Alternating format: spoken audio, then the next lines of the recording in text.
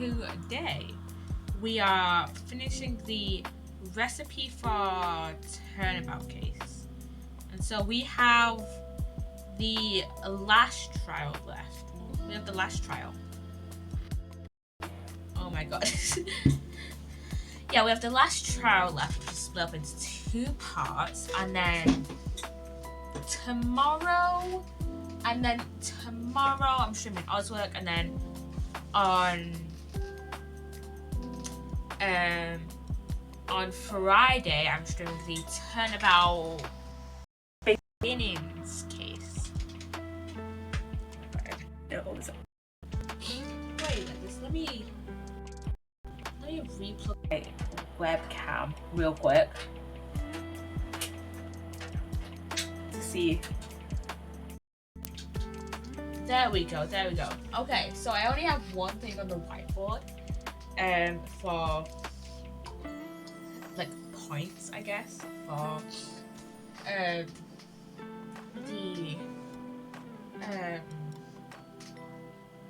for the case, and that is for this case, and that is trying to get Maggie guilty. And I'm guessing that's because itchy nose. But yeah, I'm guessing that's because I think we suspected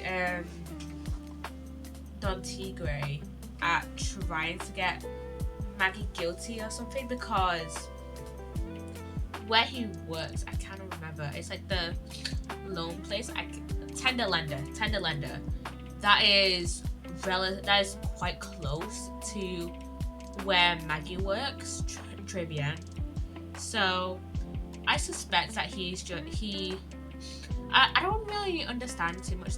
I don't really know the connection between Don Tigre and Maggie too much.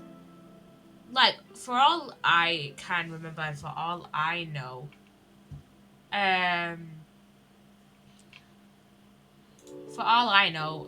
Don Tigre just picks like a random like person to like try and to like pin the murder on. I don't even remember who the Glenelg. Oh wait, yeah. I'm not remembering this case. Despite the fact that we've streamed this over the past few days. Yeah, I'm guessing it's because she was just there at Trivian when Glenelg died. So it was just like the easiest,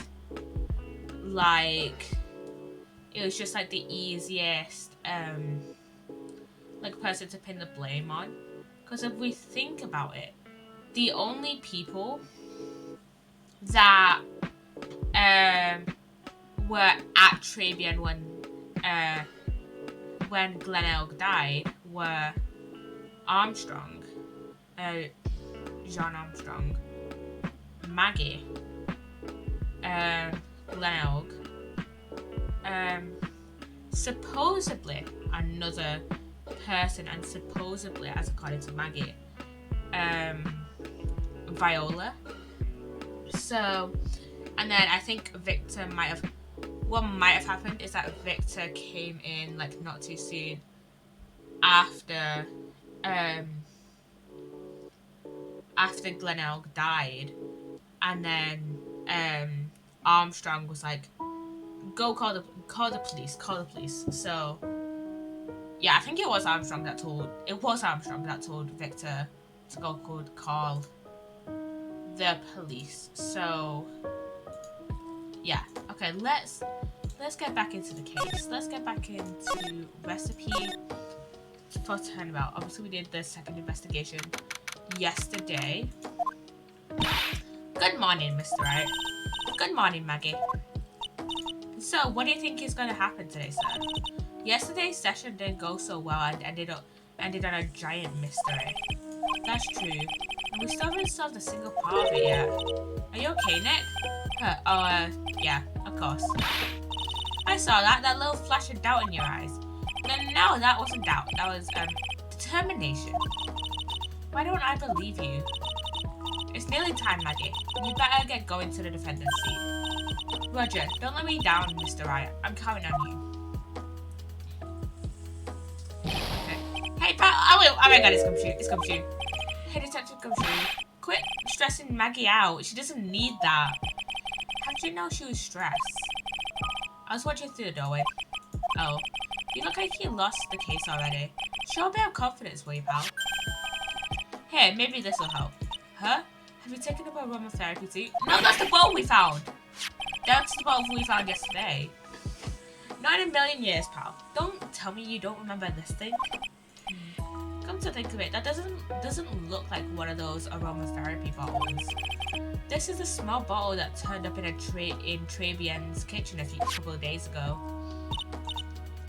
Wow, look at all these little bottles. Oh, they're aromatherapy oils. He's got so many that are overflowing onto the floor. Hey, wait a minute. There's one bottle that's different from all the others. Well, what do you know? And it doesn't have a label either. And it doesn't smell. We finally got the analysis results back from the lab. So, what is it? Is it the poison? I'm afraid not, pal. It's medication. Medication? Yeah, it is. Topical use only, apparently. Wait, is it Glenelg's medication? Because we have his medication prescription bag, but we don't have his actual medication. You know, I didn't redo the photo stream and I just realized I didn't delete medical from yesterday. So I've just deleted that now. But yeah, we don't have his medication, so I assume that's his medication. For his, you mean? Yeah, it's the medication Glenelg was using for his ruptured eardrum. Yeah, that's what I said. What was Glenelg's ear medicine doing in the kitchen? What about the unidentified fingerprints? Anything on that? Someone screwed up, so they only had time to analyze the contents of the bottle. Another hour and they might have gotten something on the prints, but that's going to weaken its impact as a piece of evidence.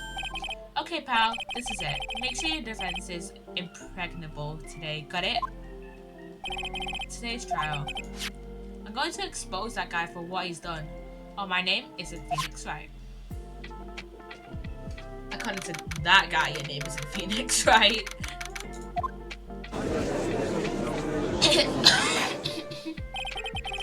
Court is now in session for the trial of Maggie Bird. The defense is ready, Your Honor. Ready and waiting as always, Your Honor. Very good. Then we'll get underway at once. Yesterday we heard a testimony of Mr. Victor Kudo. He claims to have witnessed the defendant putting a powder into the victim's coffee. However, the witness's testimony was plagued with a number of problems. The mark on the rim of the cup shows that the victim drank from it with his right hand. But according to the old man's testimony, he picked it up with his left hand. Thank you, Mr. Godot.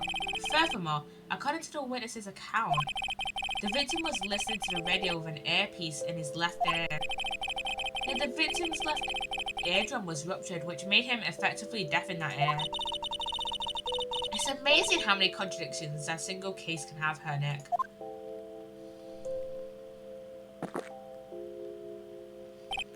Ha. Allow me to enlighten you, Your Honor. The world, you see, keeps turning, and we must turn with it.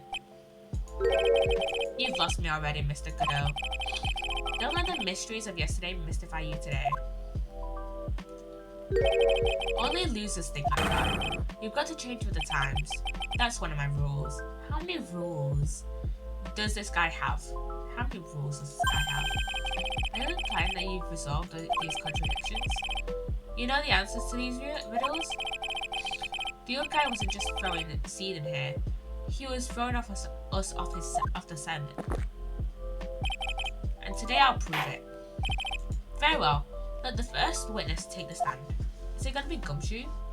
Oh no! Oh no, it's Armstrong. It's Armstrong. And you are? Oh, bonjour everyone. I am Jean Armstrong, the owner and head chef of La Tribune restaurant. Enchanté. Forgive me for asking witness, but I owe well, that means well. As you can see, I am the pert and perky gentleman. Uh, um, on the day of the incident, you were in Trebian's kitchen. Isn't that right? With you, Monsieur? Everything feels right.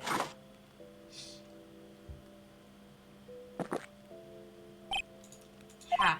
Wow, he's totally unfazed. Doesn't anything intimidate this guy? I don't think so. Very well, your testimony, please, witness. Please tell the court what happened that day at Trebian. We, volunteers. I'm gonna be butchering French today, aren't I? I mean, I've been butchering it ever since we started this case. When it all happened, there were just 2 customers in my restaurant. I remember I was experimenting with some new art decor that day. Like having a large mirror between the tables, for example. Perhaps that is what that old man was looking at. The cup, the earpiece, and the glasses. He would have seen everything in reverse, none. Oh! A mirror? That makes so much sense. That actually makes sense. That makes sense. Oh my god. On Grand Mirror, land most enormous mirror. Wait, why didn't we see a mirror then? Did we see a mirror? Wait, let me see. We have the crime photo.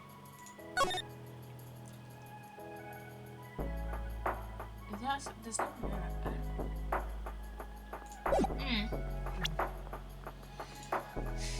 And suddenly, the mystery disappears. Like I said, the world keeps turning, so roll with it. That would explain the coffee cup and the earpiece conundrum. The mirror would have made everything appear back to front. What the heck? It's way too early in the morning for this to be happening to me. Now then, Mr. Wright, you may begin your cross-examination. Okay, I'm gonna put it... Is that the crime photo, maybe? Let me see here.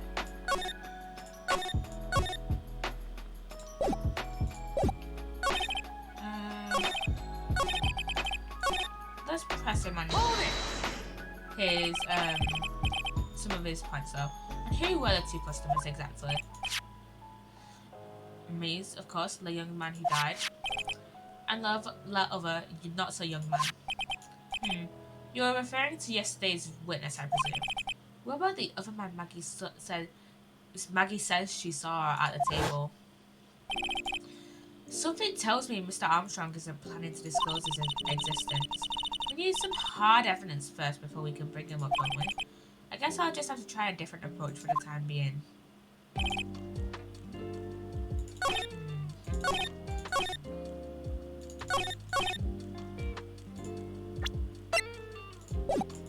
Let's go to this.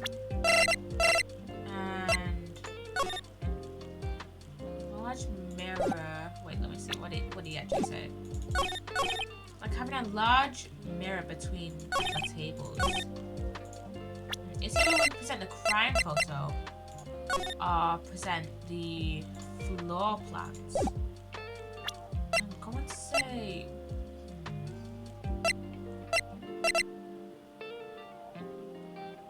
Floor plans first. It'll only cost us 1 penalty. Ah! I swear, this next point.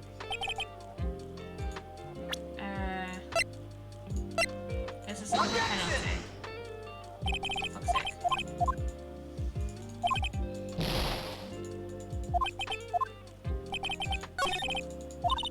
Do you think old CD saw everything through a reflection? If he did, it would explain all the contradictions in his testimony. But that just makes the situation worse for Maggie. There's got to be something in that old man's testimony. We just got to dig deeper. In the old man's testimony. When the incident occurred, I brought the face at my seat.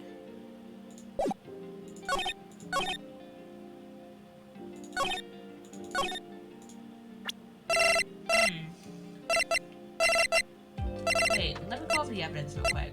So we have the sports newspaper, which has the decks on it, and MC Bomber and Mask the Mask. We have the magazine clipping from the first trial that we went in. Got the job listings, the lunch special, The Scooter jeans lung contract. Victor's testimony. Floor plans, the autopsy report, the crime photo, the coffee cup, the victim's lottery ticket, Maggie's apron, potassium cyanide, the victim's prescription bag, Glenn's calendar, the paper badge, MC Bomber, the millionaire radio flyer, Gumshoe's lunchbox that we're gonna give to Maggie, Viola's medical papers, the Trebian matches, and the small bottle of air medication.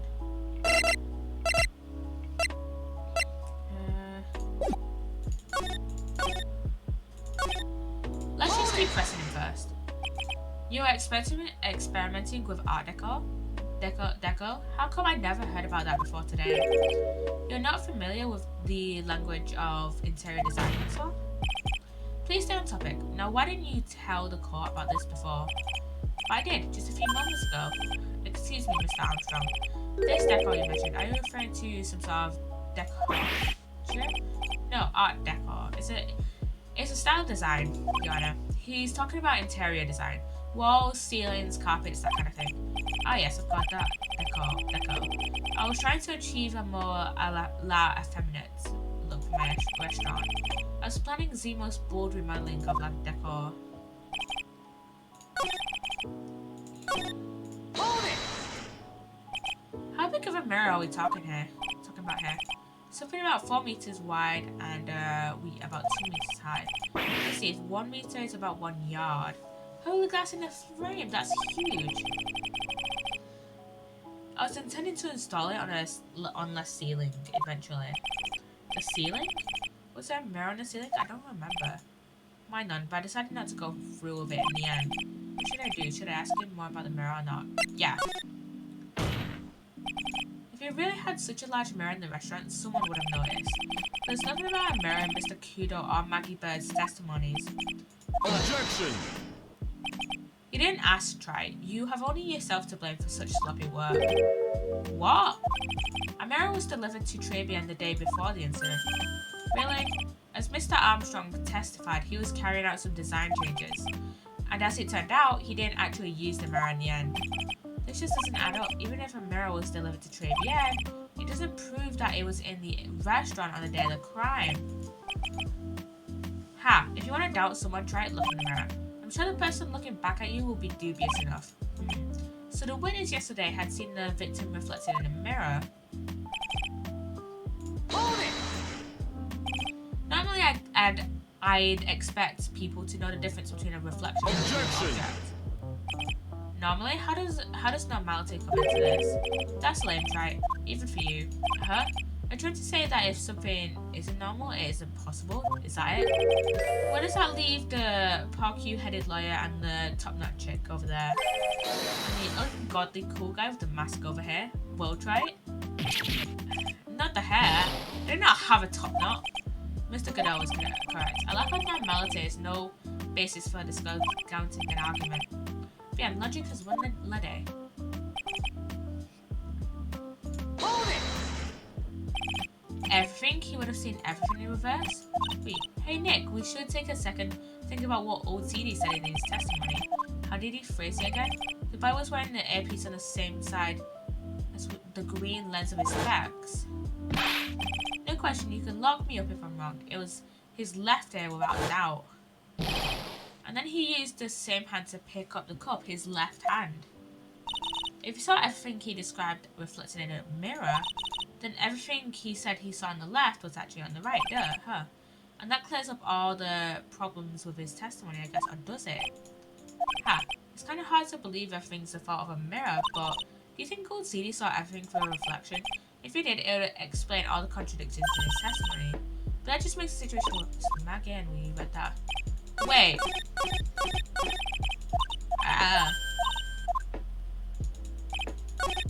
Armstrong's testimony. But Armstrong's testimony and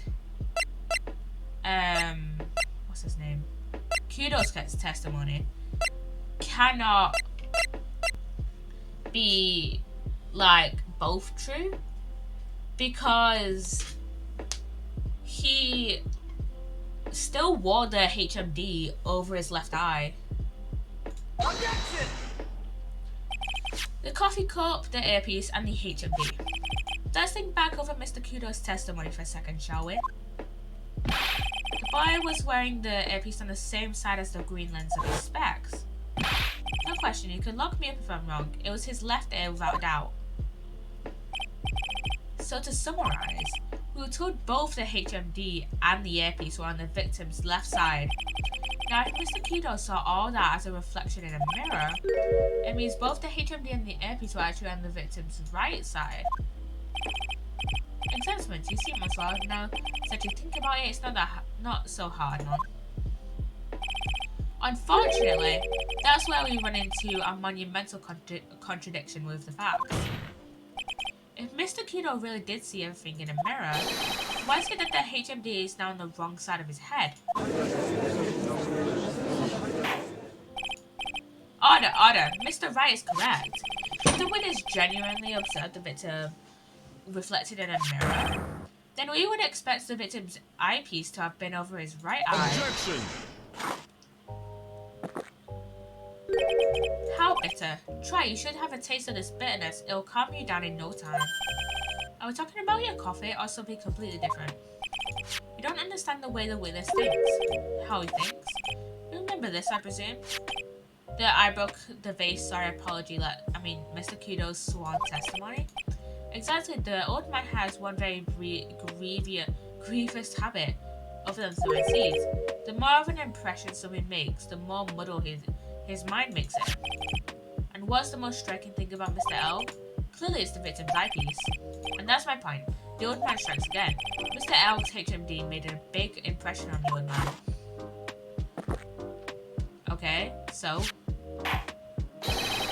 I saw the earpiece and those newfangled spectacles he was wearing. Oh yes, they were both on his left ear. Do you hear? His left ear. Well tried. That's the worst but best impression of Mr. Kudo ever. Well, I really thought he was all seedy for a minute there. Goodall's good. Enough. I must agree that yesterday's witness was irresponsibly rash in much of his testimony. Bad luck, Nick.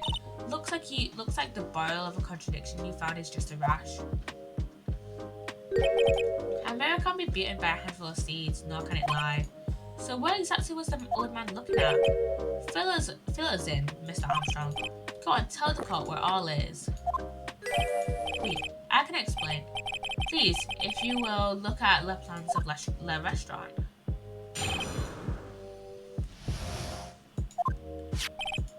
Hellos, is everyone sitting comfortably? La mirror, it was in the middle of Le Restaurant, dividing the two halves. There is only one seat from which you could have seen an image of the victim. There was the seat at the table next to the victims. But didn't we clarify that he was actually in this table in the last trial? I'm gonna put it down.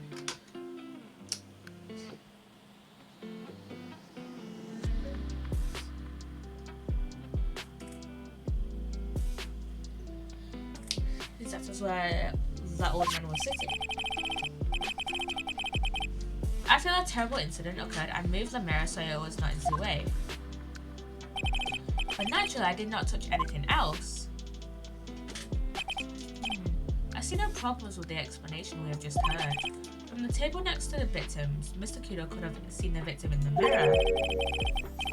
What a naughty little coquet. Confusing Aussie men like this.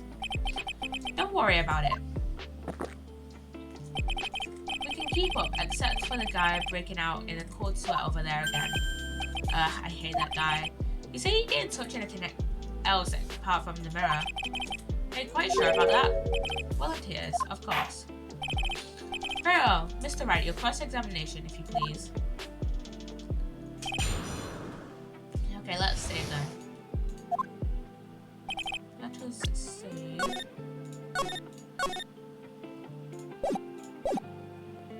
Hold it! So run this by me again. The mirror is here, correct? Really? Because because I know if I were you, I wouldn't have put a mirror there. It wouldn't be in the way. Look who's talking, right? Huh? You're obstructing my view, among other things. But, this is my seat in the courtroom. Trabian's charm is that it gives you the impression that you're the only customer. Temporarily placing a mirror in that spot would hardly be in the way. Unlike you, right? I tell you, Monsieur, the mirror was there in the middle of the restaurant. Hold it! And where would that be? Oh la la, look how you lead towards me. I always Miss Armstrong, tell the court what you know at once. I dragged the older ones to, you know, handsome. Shall I teach you to... Please, don't flirt with the members of the court. I'm already seeing a very hot someone, so I'm afraid you'll be waiting for a long time. I bet she has mocha cream skin and cappuccino perfume. Yeah, and I'll tell you, there was only one seat from which you could have seen. Hold it! So why can you only see the victim from that particular seat? Fine, well, it's obvious, none. If you look at the plans, you understand. The victim would have been reflected in the mirror like so. If you were sitting at the table next to him, you would see everything, none. So that's the old CD was sitting in on that day, when the poisoning happened. The old man was sitting at a table next to the victim. Why does that seem kind of odd? Hold it! Did you move the mirror while Mr. Kudo was off calling the police? Oui, exactly. I carried it out of the restaurant then. You moved a huge mirror like that all by yourself? What can I say? I know how to pick things up, handsome. Kudo actually laughed at something. Well, given the witness's physique, I suppose it is possible. Did you move anything else from the crime scene, Mr. Armstrong? I look like the obliging type, no? Hold it! Are you sure about that? I touched nothing except for the mirror. Mr. Wright, is there something the witness has said that doesn't match the crime scene? Yeah, there is. I just can't put my finger on it what exactly. Ha. Suffering from a case of heartburn, right? Oh, I have just easy thing for that, and I'll with golden myrrh and frankincense. And a few drops to your coffee and voila, enjoy. Focus, Phoenix, breathe. I need to ignore this soon, just find some evidence. It is pretty strange though, isn't it? I mean, nobody mentioned anything about a really large mirror. You'd think someone would have, but Mackie didn't, and neither did old CD. Then the only logical explanation is that there was no mirror inside Travian that day. Now I've just got to prove it somehow. Okay, how do we prove that? So let's see.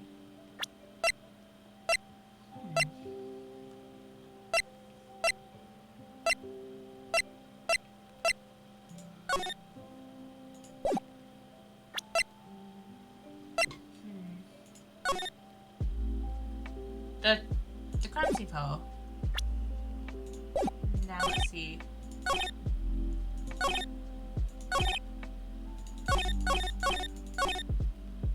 Let's see. I'm gonna use the crime scene photo on this one. Uh oh. This trial is not going well for me. I have a stuffed nose, so I'm just like, okay, by no. Oh wait, he said after this incident occurred. So, did he take the picture before or after he moved it? There's only one seat where you could have seen an image of the victim.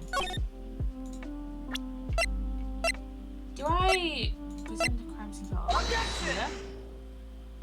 Uh oh, no. I know it has something to do with the crime scene photo.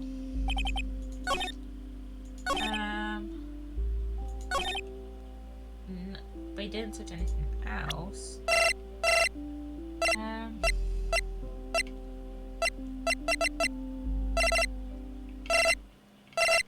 We moved to Magatama though. So, I'm looking this up. Recipe for Turnabout. I keep having to think for a second to be like, what's the fucking name of this case, man? Trial 2, Jesus Christ.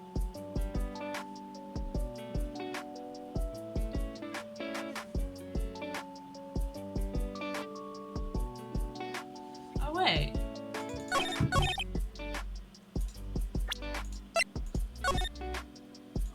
Not that. Empty photo. Photo.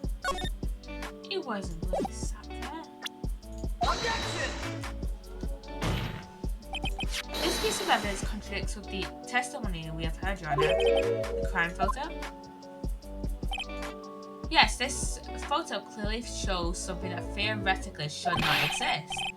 What on earth do you mean by that, Mr. Wright? Should not exist? Ha, sounds like you're describing yourself, Wright. Rude. That is bloody rude. Now then, if the defense would please clarify its statement. What is something that... Okay, let's see. It is the flower because it got knocked over. I think it's pretty obvious that this is what should not be in the picture. The vase. What possible connection does that have with this witness's testimony? Your Honor, I'm telling you that there shouldn't have been no vase on this table because it very clearly contradicts with this piece of evidence. Take that! There's one thing that was clearly demonstrated by yesterday's trial testimony. Mr. Kino broke the vase that was on the table where he was sitting, and yet, as the court can see, there is an unbroken vase on the table next to the victim. Why? Because Mr. Kino was not, in fact, sitting at the table next to the victim at all. Objection! Don't be an idiot, try. That's impossible. That seat's the only one Kino could have seen the victim's reflection from. Exactly. There's only one conclusion we can draw from this contradiction. There was no mirror in Trebian that day. Your testimony, Mr. Armstrong, is an elaborate lie. Mon Dieu. Objection! Don't try to confuse the court, right? Obviously, the witness cleaned up the vase while the police were taking their time to get to the crime scene. Objection! Unfortunately, Mr. Godot, that doesn't quite work for me. Mr. Armstrong already testified to the contrary in his own words. I did not touch anything else except the mirror. Exactly. Well, witness, what do you have to say for yourself? I was right, there was no mirror in the restaurant that day. In light of this revelation, we returned back to the original problem. Why did the victim have an earpiece in an ear in which he couldn't hear? You only get one shot in life, there's no turning back. If you want to claim that the mirror wasn't there, right, then this problem is all yours. How do you explain what the old man saw? If I can answer this, then I'll be that much closer to the truth, I can feel it. Am I going to be okay, Nick? Can you really solve this contradiction, Nick? There's more than just this one contradiction, Maya. What do you mean? Remember what Maggie told us? There was another man at the victim's table, and there's a sample CD on the victim's table. It all flies in the face of Mr. Kudo's testimony, and I think I know the reason why nothing in this case is adding up. Well, Mr. Wright, let's hear your answer. Yes, Your Honor. The reason behind all the contradictions in Mr. Kudo's testimony is simple. Oh.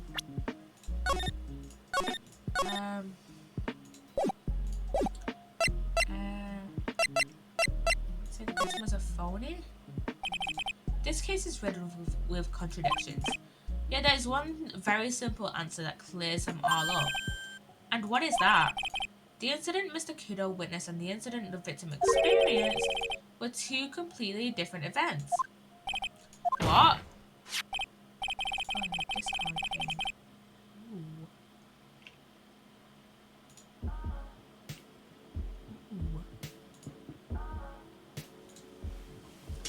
Yes, the victim that Mr. Kudo saw wasn't Mr. Glen Elg at all. It was an imposter, a phony pretending to be Mr. Elg. Obviously, unlike the victim, there was nothing wrong with the imposter's left eardrum. That's how he ended up wearing the earpiece in his left ear by mistake.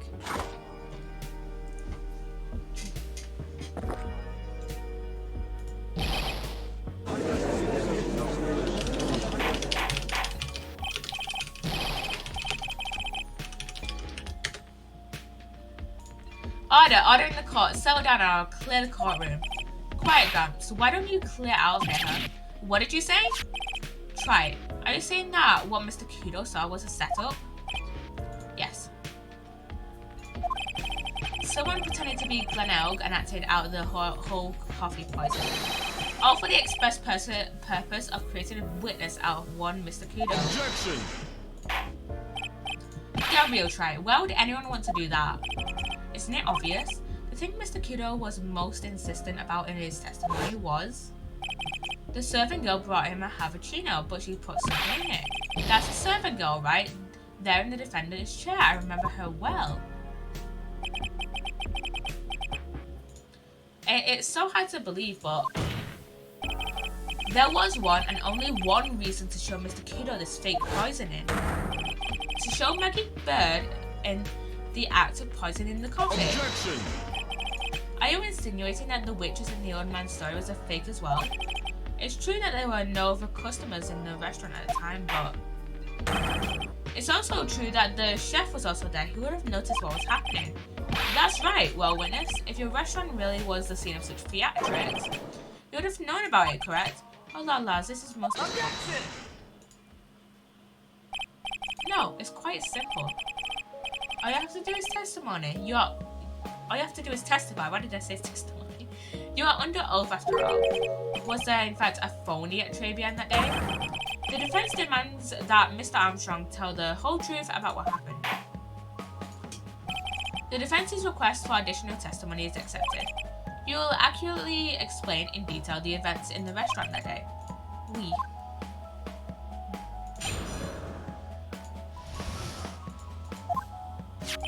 The victim once saw Elg.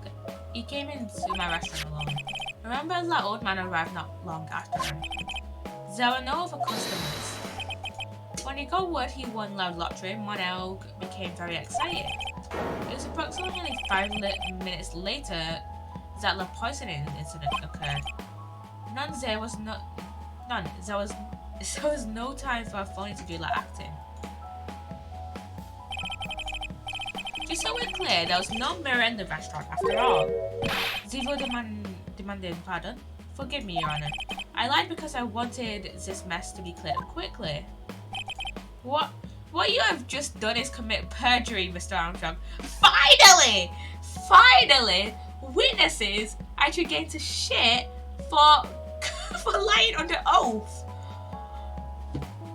Finally! It only took you 3 games. This is 3 on the 3rd game, and you are finally telling the witnesses off. Finally, welcome in, funky Turnabout, by the way. Finally, fucking finally, witnesses are getting to shit for committing perjury. I mean, this is the 3rd game, and it's been 2 years in universe since Phoenix Wright started his career, but we'll take what we can get. I'll decide how to pull this sheet later. Ooh. For now, we will hear your cross-examination. Mr. Wright, if you please. He took that perjury charge a bit too well. But I'm guessing he'll be in more serious trouble after this cross-examination. Yeah, cross-examination. I'm still annoyed the fact that they've only said this now. It's painful. It is painful! Especially when we're dealing with repeat witnesses that are in multiple cases, such as like Lotta and Oldbag. Like, it's painful to see them lie multiple times across multiple different cases and get off scot-free. I am so glad that in Trials and Tribulations that the judge is finally calling them out for committing perjury. Hopefully, now I don't know if it's a thing or not in Apollo Justice, but hopefully in like Apollo Justice and The Great, and then they say, now I remember, literally after we've got told after we exposed their contradictions. Hopefully, when I play Great Satanic Chronicles and Apollo Justice, that the judge in those games actually like calls him out for perjury. But I'm keeping my expectations very, very low. Hold it! Was he alone at his table as well? My wee. I saw him from the kitchen. Yeah, the defendant, Miss Bird, remembers it differently. She swears there was another man at the victim's table. Objection! Unfortunately for you, Try, yesterday's witness also testified that the victim was alone. You know, seeing you squirm like that reminds me of a certain coffee's bittersweet taste. What kind of coffee has he been drinking? It's not coffee. It's love. It's love that's bittersweet. Hearing Maya say that makes her seem wise all of a sudden. Keep him lower because it never happens, not even once in Apollo Justice. Oh, fuck's sake! Why are the judges like this? Why are the judges like this? I swear. Also, I swear, whenever I look down and look at Twitch Studio, my music is always at it's always at like the end of like a song. So it's like just almost dead silence. Oh my god, why are the judges in this game just such idiots? I swear. Hold it! By old man you mean Victor Kudo, correct? He comes often for my special coffee. I drank your coffee once, Mr. Armstrong. It's special, I'll give you that. It's worth a sip just for the experience. Oh, you make me so happy, Monsieur. You are most welcome anytime. I said it was worth one sip and nothing more. So old Mr. Kudo arrived at the restaurant around the same time as the victim. Maybe I should ask about his arrival in more detail. Out of curiosity, about what time was it when Mr. Kudo arrived? Oh no, I cannot remember, Monsieur. I believe we were told by a witness yesterday. The crime was reported at 2:25 by a kind of scary old man, sir. Does that perhaps jog your memory, witness? The incident happened about 20 minutes after he arrived, so the victim must have arrived between 2 and 2:10? Just after 2, huh? Thank you for your help in jogging my memory, Monsieur. You are wonderful. Can't stay all day and do nothing now, can I? The time of day will be added to the witness's testimony. Oui, Monsieur Judge. Everything I do it for you. Merci bien. That's French, isn't it? I'm glad at least one person is in a good mood. He's even humming a song to himself. Remember that old man arrived not just after 2 p.m.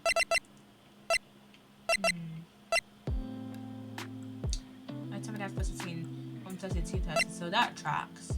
Let me see.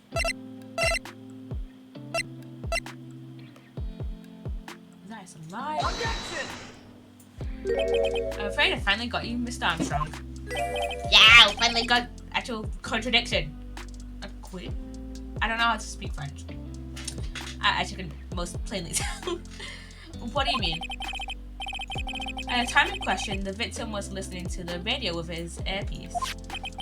The show he was listening to was Millionaire Radio.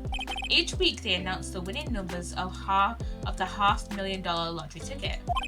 Oui, that must be the show Mon Elg was listening to. I can't see any problem with this testimony, Mr. Wright. What means why? Ah, okay. I wonder. You said the victim arrived at your restaurant after 2 p.m., correct? Oui, I'm sure of it. I remember it perfectly now. I know it was that time because I had just finished serving the lunch menu. Get to the point, right, if you have one. That show is broadcast live at 1:30 p.m. and it claims to be the most thrilling 10 minutes of your life. It's on the air at 1:30. Now, supposedly the victim made some noise when it was announced that he had won. And yeah, I don't believe his cry of joy could have occurred after 2 p.m. because the show had already finished more than 30 minutes earlier by that point in time. This victim we've been told about has done nothing but the impossible. Listen to the radio of a ruptured eardrum, catching a show that was already over. There's only one conclusion you can draw from this fact. This victim was an imposter acting out the poisoning 30 minutes after the real murder. Oh. Yes, there were 2 Glenelgs in Trebian that day. The real Glenelg, now dead, having been poisoned by the real killer, and the phony Glenelg acting out the events for Mr. Kiddo to witness. It certainly seems that way. I mean, if that wasn't the case, how could you explain the time discrepancy? Objection!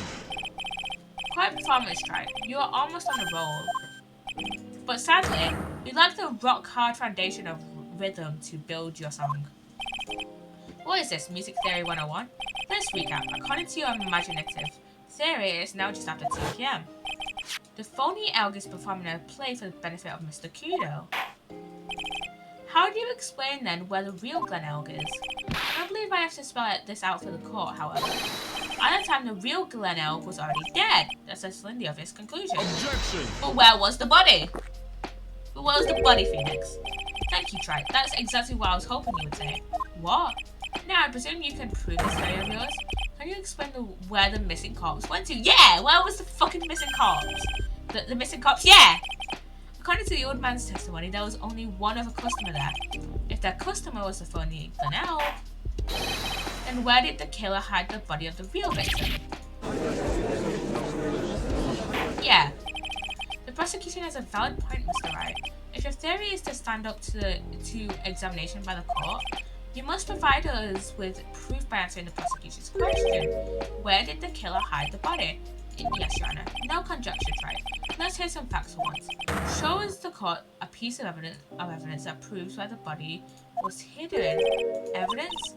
What's with the intense pressure in here all of a sudden? Yeah, exactly.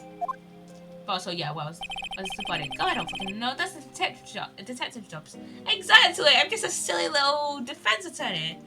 Just a silly little defense attorney, you know? Just a silly little defense attorney, you know? I thought I had him with that contradiction. But he's turned it all around and bats me into a corner instead. Well, Mr. Wright, the court will now hear the defense's theory and evidence. First was, where was the body of the real Mr. L concealed? Okay, I'm gonna look at the evidence first and see. I wanna say outside of I want to say outside of outside of Trebian, but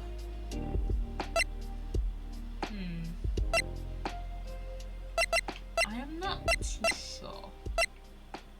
I don't actually know if we have evidence for this. I mean, we have to go over it, but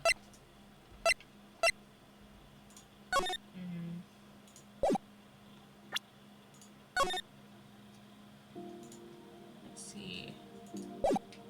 Let's see. Okay, wait. So, think about this logically. So, I'm going to say that the real Glenelg died around 140. So, that would have given whoever it was that killed Glenelg, or whoever it was, 20 minutes to move the body. Which isn't a whole lot of time when you're moving a body.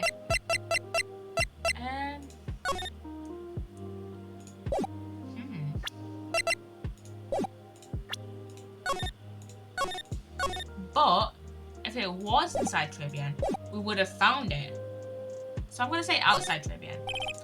Clearly there's no place to hide a body inside Trebian. Therefore the killer must have hid the body outside. I see. Nice supposition. The real question is, can you back it up? Where's the evidence that proves the body was taken out outside the restaurant? What is the evidence that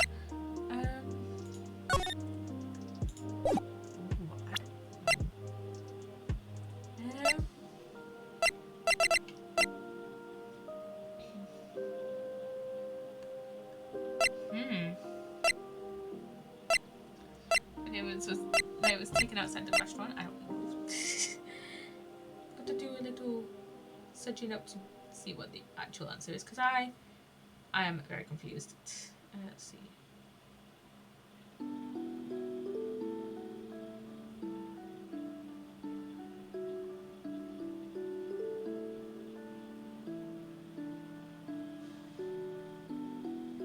I don't know. I think I chose the wrong answer. Take that! Too bad. I don't think you'll grasp the real heart of rock and roll. What are you talking about? It means that your evidence is irrelevant, Mr. Wright. That's enough.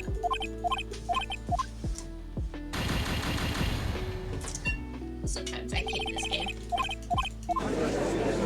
Sometimes I just hate this game. This game is so frustrating, but good, I love it. Luckily we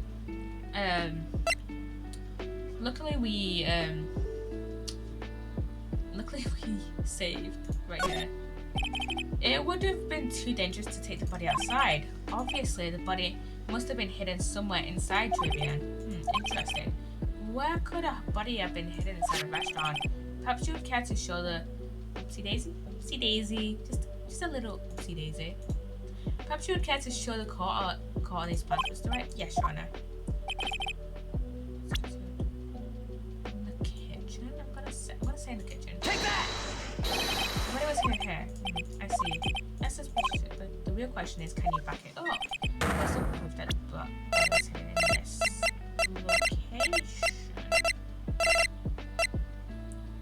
Take that! Mr. Armstrong, do you recognize this bottle? None. I have not seen that ugly bottle before in my life. I only use the very best bottles, Monsieur. The highest quality only for me. Where was that bottle found, Mr. Wright? Interestingly enough, Your Honor, it was found in the kitchen of Trevian. What? But I only use these bottles for my own aromatherapy oils. But this bottle doesn't contain aromatherapy oil, Mr. Armstrong. No, it contains a medication. What kind of medication? I'm sure everyone remembers, don't they? That Mr. Elg visited an otolaryngological clinic and was given medication that day. How am I supposed to speak French words when I can't even say otolaryngological? Yeah, that word. You can't be serious. The defense had the contents of the bottle analyzed, and I have the lab results here. The contents of the bottle match the prescription that was given to Mr. Elg. Glenn Elg's murderer hid the body in the restaurant kitchen, at which time this bottle fell out of the victim's pocket. Mr. Armstrong, when the incident occurred, didn't you say you were in the kitchen? When you? Yes, you know what I'm about to say. It was you who hid the victim's body. You did a fine job pretending to defend my client, Mackie Bird. However, you were setting her up to take the fall behind the poor girl's back. No. Order. This is an extraordinary development.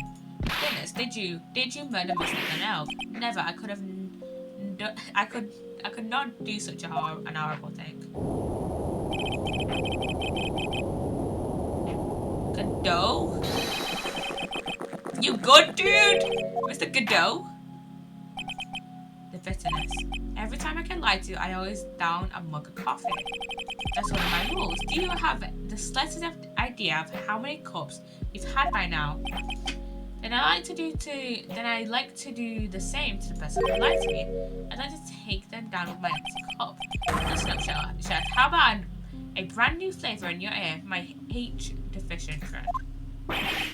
Je vous demande pardon. Please, you must hear me out. It's a trap. Listen to me. Por favor. I swear they let the prosecutors get away with absolutely everything. Like, literally? Did you murder him? No. Alright, not guilty. Literally. But they also let the prosecutors get away with fucking everything. Fucking everything. I was gonna say get away with murder, but like, no. That's the only crime they would not get away with. But, because, I mean, to be fair, they would let prosecutors get away with murder. Case in point, Manfred von Karma. He literally got away with murder for like how many years? That almost 40 years. Like almost 40 years.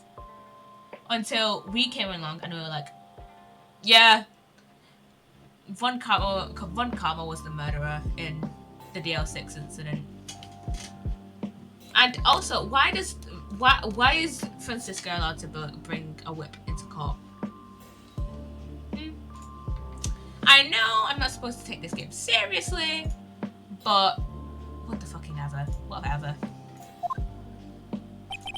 Yo hablo español, Mr. Armstrong, and por favor is Spanish. I'm only going to ask you once. Did you do it? None. Absolutely none. Let's hear it. You've got one shot, right, Gumps? Witness, the court will permit you to... Von Karma scared the hell out of me, I'm not surprised. yeah. Von Karma is like one scary dude. But also, there's probably scarier dudes than him, honestly. But again, he got away with literal murder for like 40 years. So, what the fuck? Well, not 40 years. Like 20. He got away with murder for like not even 20, like 15 years. Because it happened when Edgeworth was like a kid. So like 50, almost 20 years he got away with it. But still, that's like a long time to get away with fucking murder. And still prosecute in a court of law where he was prosecuting murder cases. That, I don't know how he got away with it for so long, honestly. This justice system is shit. The court will permit you the chance to make one final statement. If you lie under oath again, Mr. Godot's coffee mug awaits you. Why are we condoning? Why are we condoning this? Why are we condoning prosecutors to just hit the witnesses? And to throw shit at witnesses? This game's logic makes no sense. And yet I still play it. As does my gavel. Why? Oui, it is clear. What do they always say in the movies? I've got a bad feeling about this. Very well, begin your final testimony, Mr. Armstrong.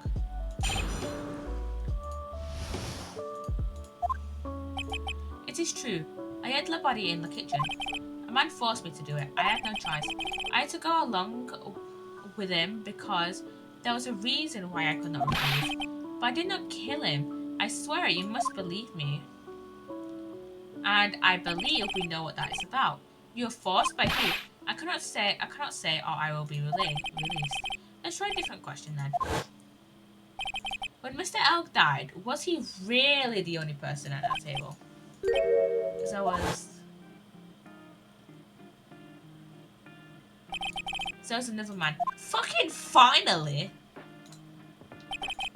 I knew it. Maggie was telling the truth. Yeah! In Maggie we trust. In Maggie Bird we trust. You may cross-examine the witness now, Mr. Wright. There's just one more thing I need to do. I gotta break this guy and get him to tell us the name of the real killer. Cross-examination, yeah. Let us save.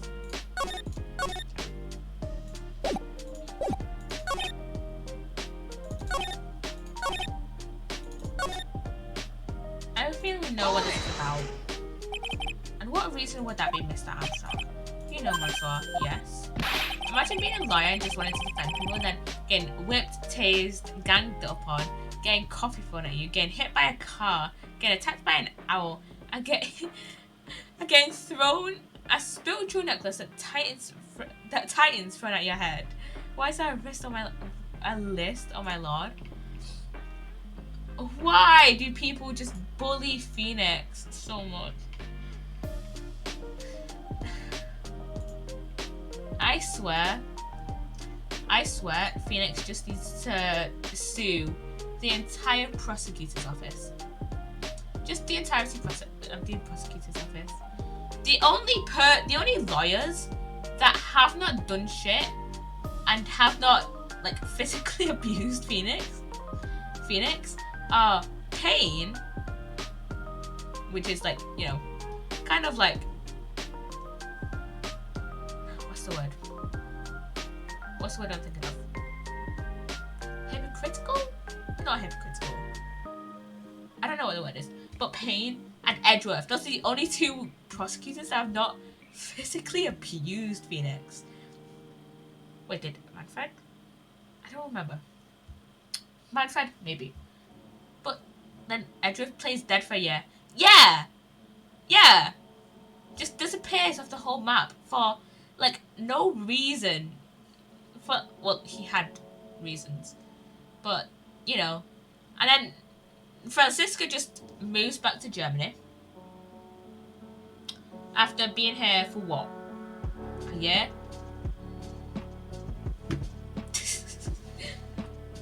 Prosecutors in this game, they get away with so much shit. Surely you cannot expect a young maiden to talk about such an embarrassment. A maiden?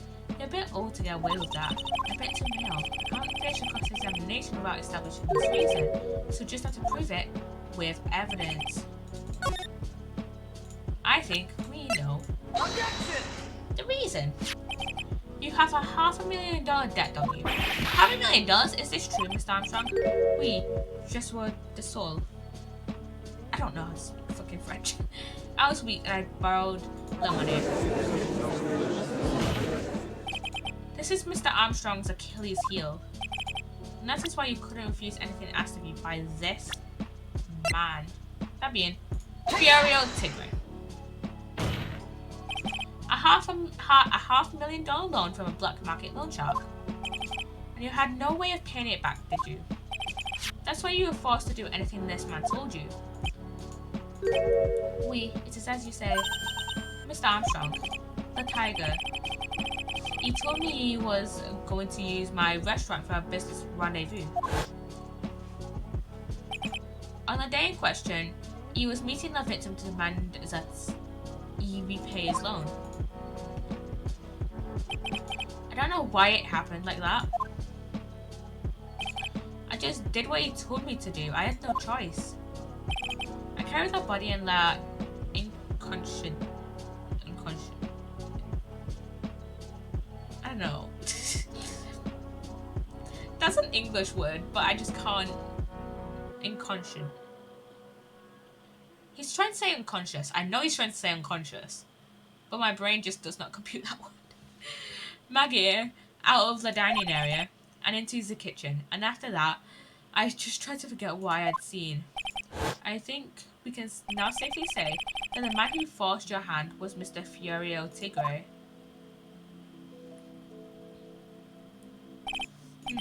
I do have one further question for you, Mr. Armstrong. The poison and the lottery ticket that were found in the defendant's apron. Was that you're doing as well?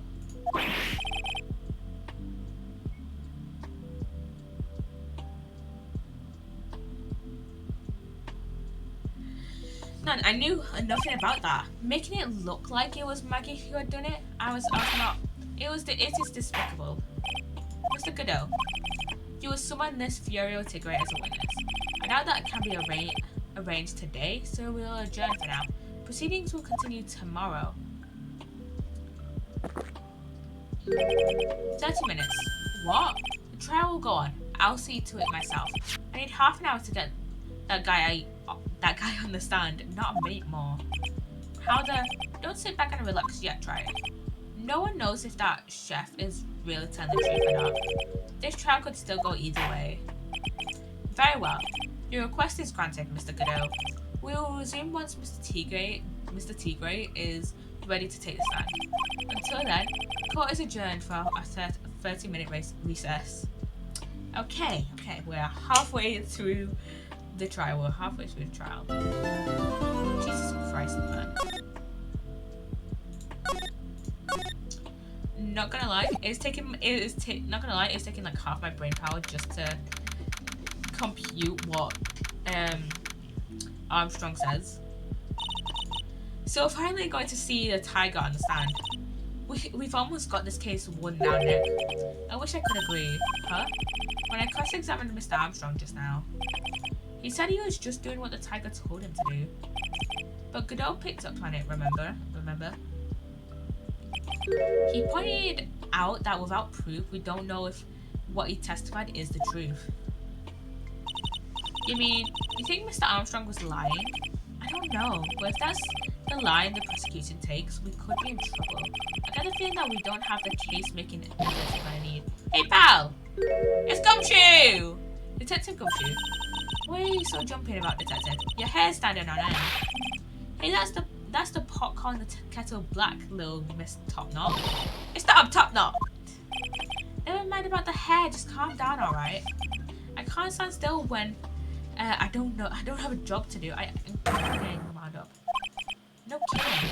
You're gonna have something you need me to do, pal. Anything. Well, hey, I'm going to take a jog back down to the precinct. I could get some prints analyzed for you if you've got an hour. An hour? The trial will have reconvened by then. Well, Mr. Nick, we still don't have a really decisive piece of evidence yet. True. Without some kind of trump card to pull out of the bag, we're really stuck. You said you could get some fingerprint analysis done in an hour? You bet. In that case, would you mind checking the prints on this for me? This. Take that! If you're going back to the station anyway, could you find out whose prints are in this? Oh hey, that's a small ball I gave back to you this morning, right? Yeah, I think it's time we solved the last mystery of who the prints on it belong to. Sure thing, pal. Actually, that's been gnawing at me too. Okay, I'll get this off to the lab right away. Just make sure you don't lose the case before I get back. We won't, Gumshoe. We definitely won't. This is pretty much the final showdown, I guess. It's time to separate the phonies from the real guys. Not gonna lie, I always misspell separate whenever I'm writing something up. Literally, I always write it with 2 E's instead of 2 A's, and I don't know why I do it. I just always misspell it. Cole will now reconvene. Mr. Godot, did you find this Furio Tigre? I haven't tamed him for you. It was a free cook job. No problem. Tamed him? This guy's name may be Furio Tigre, but come on. He's pretty lively. Be careful. He still bites. Very well. Please show Mr. Tiger to the stand. What's the name of the occupation? Don't hide under the table, Mile, unless there's room for me down there too. What did you say to me? Nothing. I didn't say nothing. Honest. I could have guessed that affair would induce a bad Brooklyn accent in the judge. Got business to take care of, you hear me? So who the hell called me into this hole? Was it you, Spikey? No, of course not. It was the judge. Your Honor! Oh dear, seems to have dropped my pen. Where on earth is it? Don't mind me, just carry on with the proceedings as normal. That's it, we're due. Maybe you just didn't hear me. I said, who the hell was it that called me in here? There's no need to shout, we can all hear you. What do you say? There's no point struggling. You're caught in a snare, the relentless snare of the law. I'm so glad Godot is here. I'm so glad Godot is here though. He's probably... like, imagine it. Bro is even our ferry. You know what? Yeah.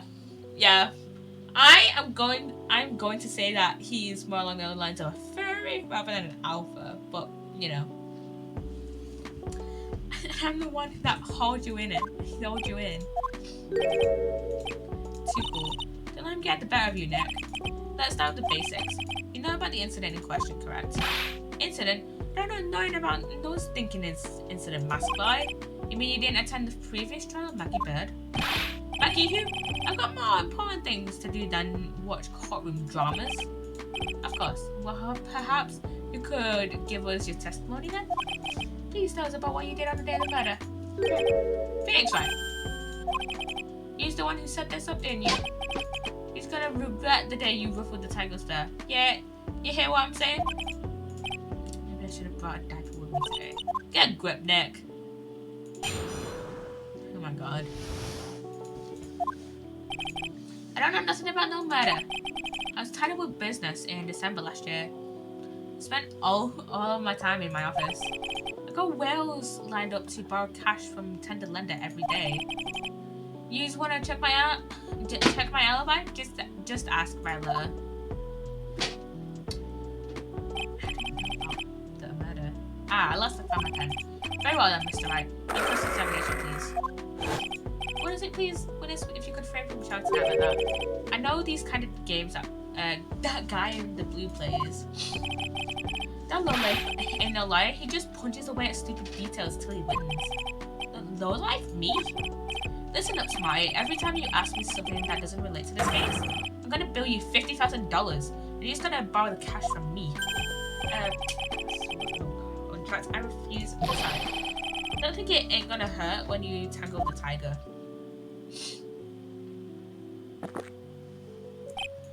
Ha! I love a good spectator sport. Just a minute. That's really not. This witness is. How can I put it? A hungry tiger roaming the urban jungle. Get on his bad side and he'll bite everyone's heads off. Yours too. Very well. I have no choice but to impose a penalty system here. Sparrow, listen. You're listening. I said I got business to take out. Big business. If I don't split now, I ain't gonna catch my bus. This guy is like a tiger ass motherfucker. Yeah, exactly. What the fuck are you gonna do? You're in a court of law. What the fuck? The coroner will impose a penalty for any irrelevant precedent of witness testimony. Keep that in mind as you begin your examination, Mr. Wright. Yes, Rana. You can do it, Nick! Come out from under there already, would you, Maya?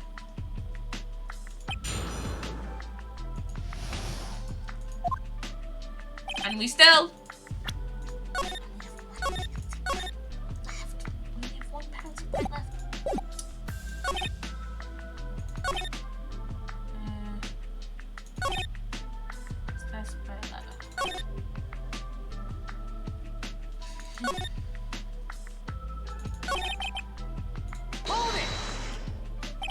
I don't buy that you haven't even heard of the incident that occurred at Trebian.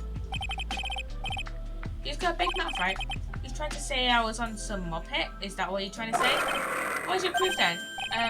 Evidence, yes. Well, for an attorney to make an accusation in court, he must have evidence.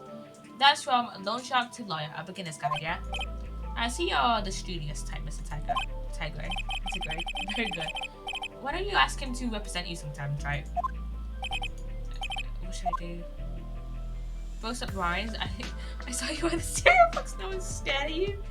No one is scared of you, mate. Oh my god, this will lose his head. Let's just leave that one so we don't lose an unnecessary. Unnecessary penalty point. I'd better just focus on gathering information at the moment. Hello, Mr. Tigger. Would you mind repeating your assessment from the beginning? My time ain't free here. He's better than that. If I miss that bus, someone's gotta pay. Hold it! Are you sure about that? We're talking about 1 month ago, you know. You see these teeth? That's how sharp my secretary is. Sharp? Is he talking about Viola Cadaverini? Sure is everything in my schedule. December, mainly in the office. That's what it says, so that's where I was. That seems like a rather sketchy schedule. It does, doesn't it? There it goes again. What the tiger did the whole December is an issue. Tony the Tiger human persona? Tony the Tiger. But what? Tony the Tiger if he was trying to be an alpha.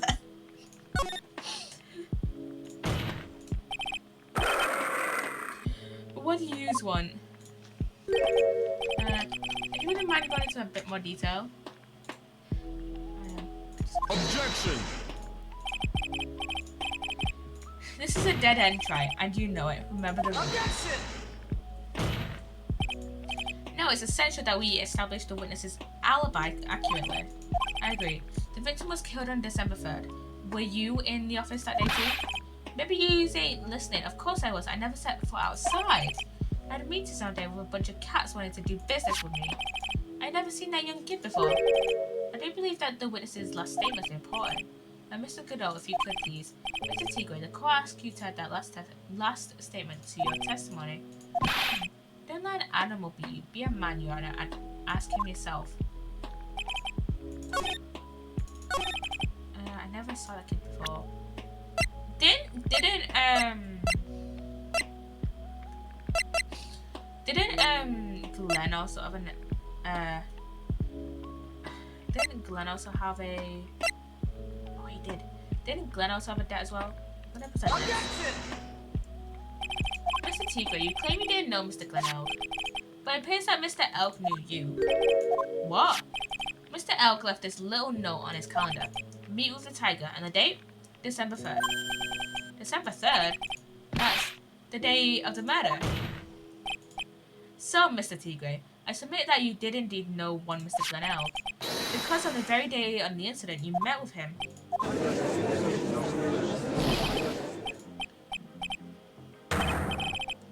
Not bad. You's actually not bad. Sorry? I was just messing with you to see how good you were.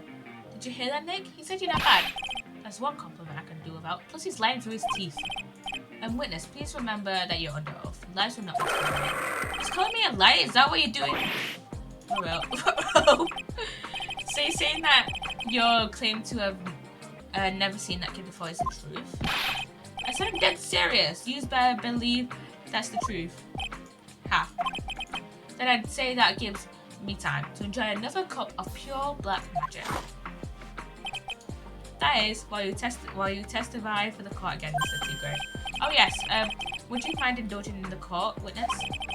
You never actually met the victim? That's got to be a lie right there. It's time I nailed this guy. Yeah, he's definitely met him before. I ain't a liar, I never met Glenn Elk. There was some lame guy with that name though. Wanted to borrow some cash from him. I set up a meeting with the guy at my office 10 London. I waited around for him, but he ain't ever showed. I never been to that Très Bien joint user. I see, that all seems perfectly logical. You had arranged to meet with the victim but you didn't show up. I've heard it's pretty hard to keep appointments when you're dead. Very well, you may begin your cross-examination, Mr. Wright. Yes, Your Honor.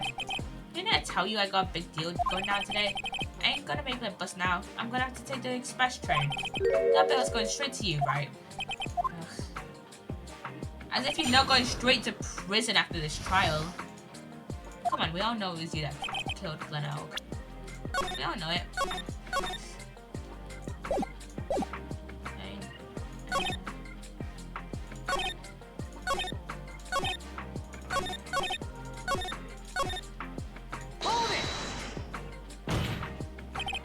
And yet, your name was written on the victim's calendar. Get that horse calendar out of my face. I'm the tiger, not a lame horse, you porcupine. Tigers like me eat horses like that for breakfast. A porcupine isn't a fucking horse, though. You dipshit. No. Witnesses aren't permitted to eat evidence. Not that they ever would. Well, there was a case once where a young lad ate. No off topic.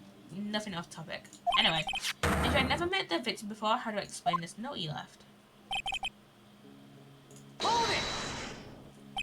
That's very strange. According to the manager of the firm where the victim worked, December 3rd was the date he had to repay his loan. He wasn't due to discuss borrowing money, but repaying what he owed. Completely forgot about that. Completely forgot about what? What even is her name? What even is her name? Lisa Basil. Oh yeah, maybe he's right. Whatever it was going down at the beginning of December. So you did meet Mr. Elk then. Hey, right, you might want to call your jets a sec.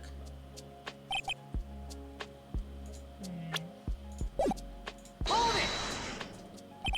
So your meeting wasn't supposed to be at Très Bien then? Why would I want to go so dumb like that? If I want to talk with my clients, I got an office decked out for the job. I got the best punching bag you've ever seen. Sorry there. No exactly a professional office you've got there, you know. So you were in your office today in question. Hold it! He didn't show up? Ha! What do you think, right? Let's see, how does a dead man get from a French restaurant to a loan shark's office? And you yourself didn't go to Très Bien. What are you trying to pin on me here? Why don't you come down to my office? We can chat about this thing my way, yeah? I've got the best puncher back you've ever saw in there. No need, I'm good, thanks. Listen up, I ain't got nothing more to say except this. Hold it! Never? Not even once? Not even once. I was in my office that day that I went down. And didn't put no poison in no kid's coffee, Capiche. Do you think he really didn't meet Glenelg? Not likely. Because I'm convinced this guy's behind the whole thing. So I mean, that whole testimony he gave was a lie? Of course. So we can't afford to give him time to think of ways to poke the leaks in. I've got to nail him while I still can.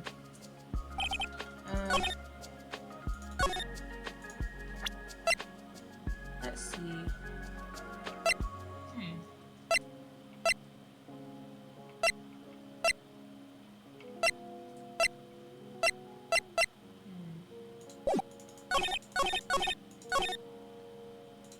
I'd say that is a lie based on the matches we found at least scary New York.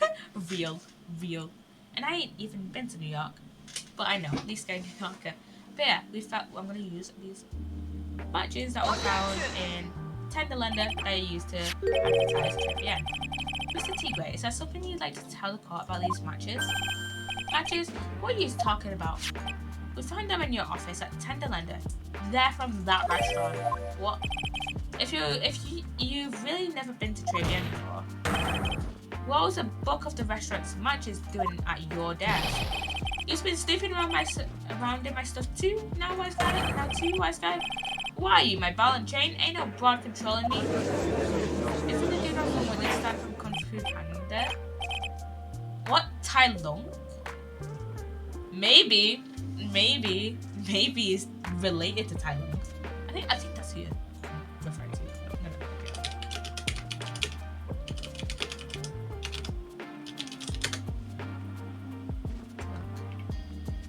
Is Tai Lung a tiger? I think he's. No, he's a leopard. He is a leopard. Who's the tiger in Kung Fu Panda? Tigress. Maybe he's related to Tigress. Maybe. Otter. Well, witness. I think it's time you started telling us the truth, don't you? Sorry, I'm terribly sorry. Forgive me. I ain't no pussycat. I don't go back on what I said. But okay, I was at the joint that day. What? But listen good, alright? I might have been there, but I still ain't never met that kid. Well. Looks like an order just came in for another testimony. I'm this close to proving it was him. He did meet Glenelg that day. He did put poison in his coffee. He must have.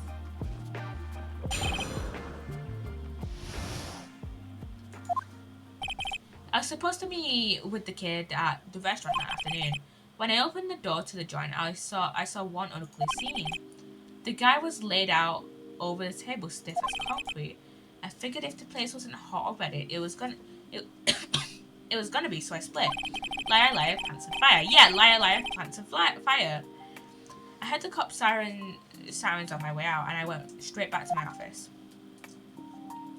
Liar, pants and fire. I see, you didn't actually meet with him in the end then. Well, Mr. Wright, your cross-examination, please.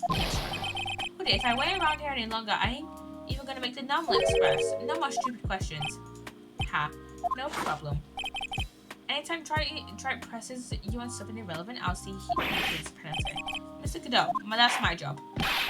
Your job is to slam that little hammer of yours and call it a verdict. So do it. Yes, sir. The special express ain't cheap, right? So just so you know, since she's paying. Oh man, doesn't the rule of law mean anything around here? Yeah, exactly.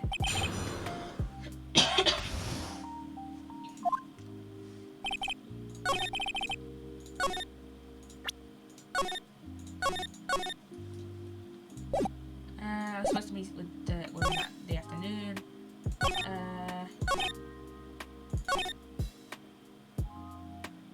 Let's see our evidence.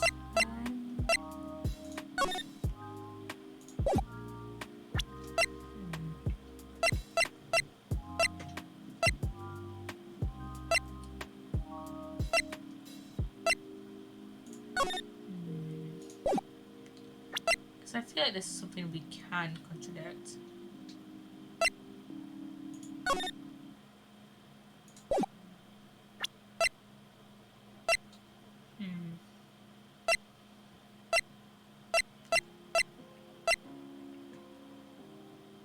It doesn't say the time, so.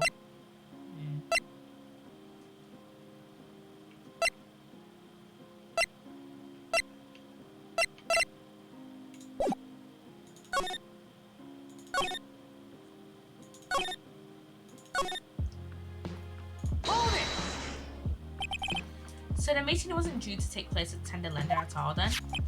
The kid was making a fuss about coming into the office. It's always that way when I want to talk about repayments.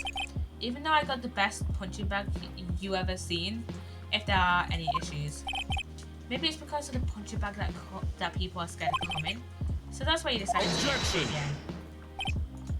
Ha, you're going over old ground again, try. Sorry. You just earned yourself a penalty, now suck it down. You'll suck down the penalty, Mr. Wright, and then you will like it. Thank you, sir. I have another? Can't deal with another.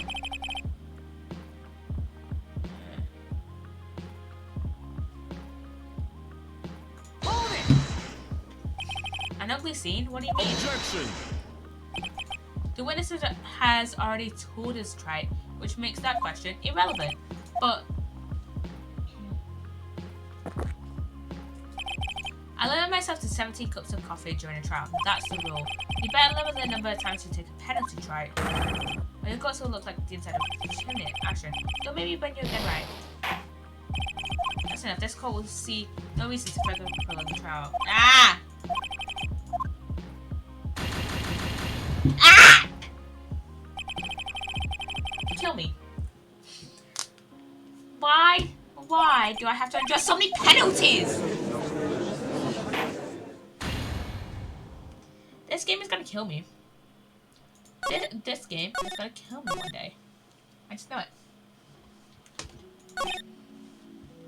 And this is why we use cheat guides.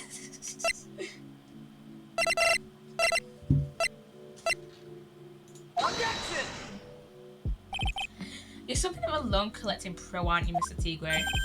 No one else escapes the tiger's clutches. Well, something of a lie detecting pro.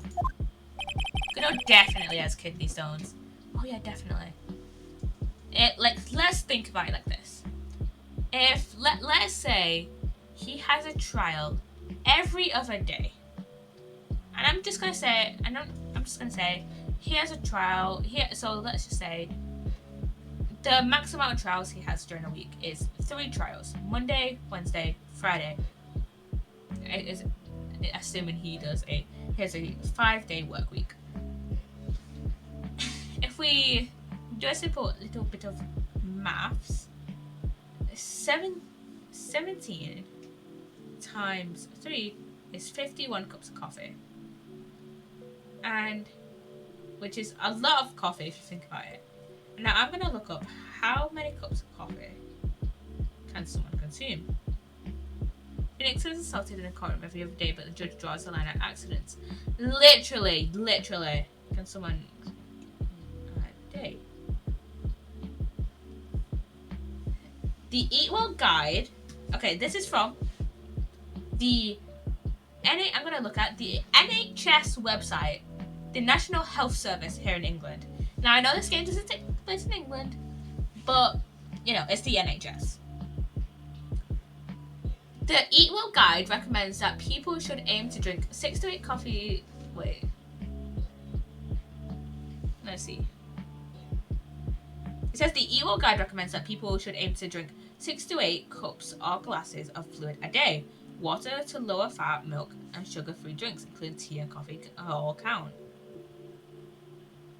Let me see. Let me see.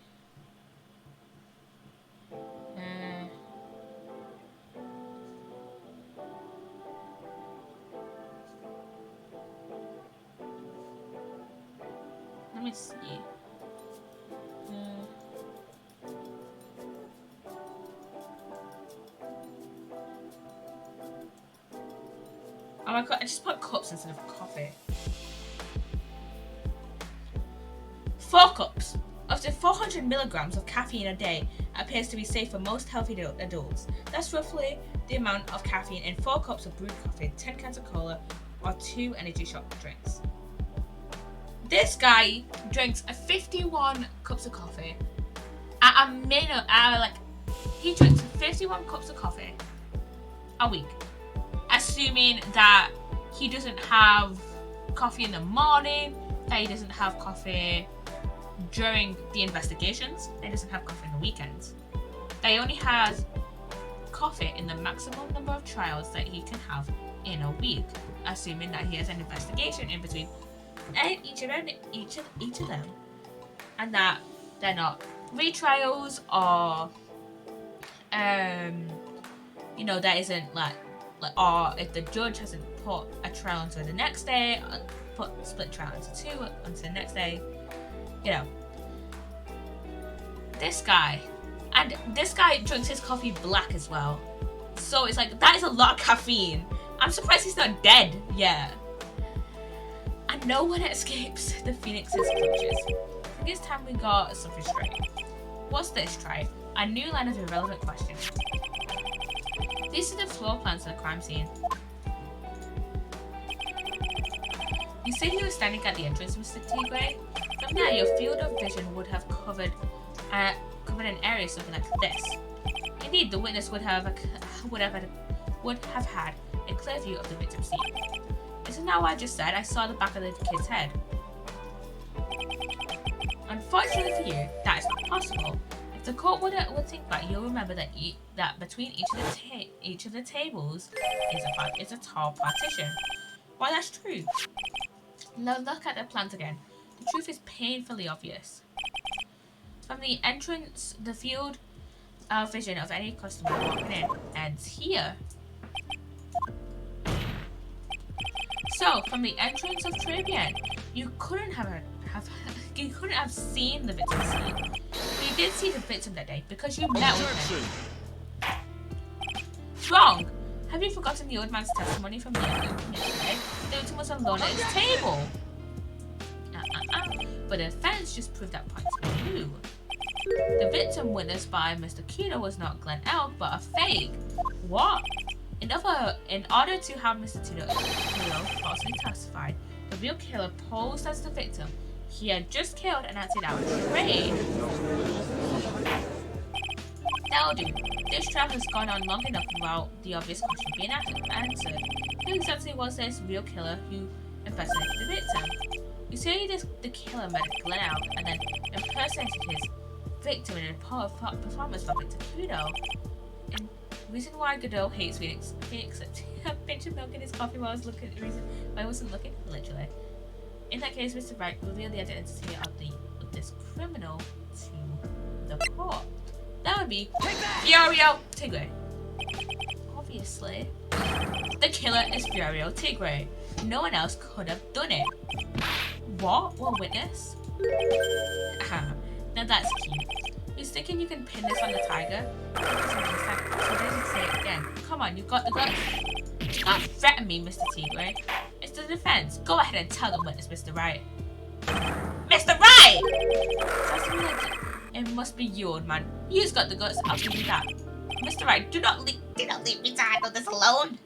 You have Godot. You have Godot. We can deal with this. Perhaps I can end this about them being bastard. Mr. Godot.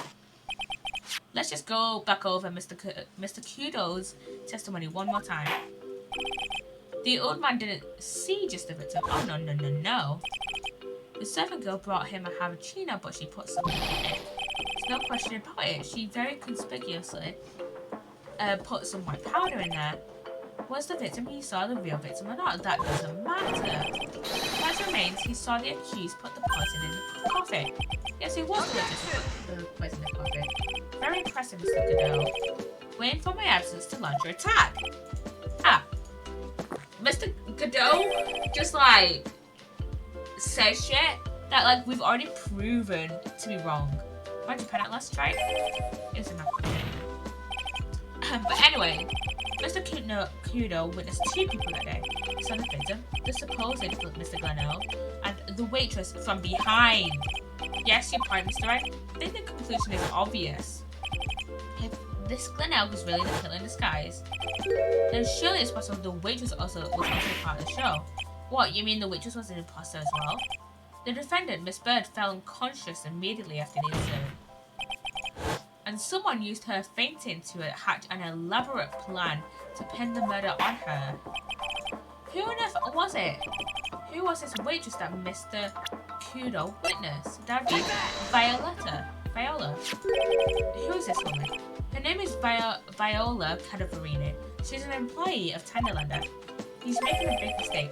Do you know who Viola's grandfather is? You better be going home in an armored truck tonight, if you know what I mean. Kudo says BS all the time, you get used to it. Yeah, he says BS all the time, doesn't he? He says bullshit all the time. Stop shaking, Nick. Where was I? Yes, the defendant, Miss Bird, has stated the following. Well, when I took the coffee over to the victim's table, it's true there was another customer in the restaurant. She was sort of creepy and she had a kind of cackling laugh. There are just too many contradictions in this case. The second man at the victim's table who nobody but Miss Bird seems to have seen, the earpiece worn by the victim in his left ear when that eardrum was ruptured, and the radio show he was supposedly listening to half an hour after it's over. There's only one logical explanation that clears up all of these contradictions. The whole incident took place twice, once for real and once for show. And Mr. Furio Tigre, the only person who could have committed the crime, is you.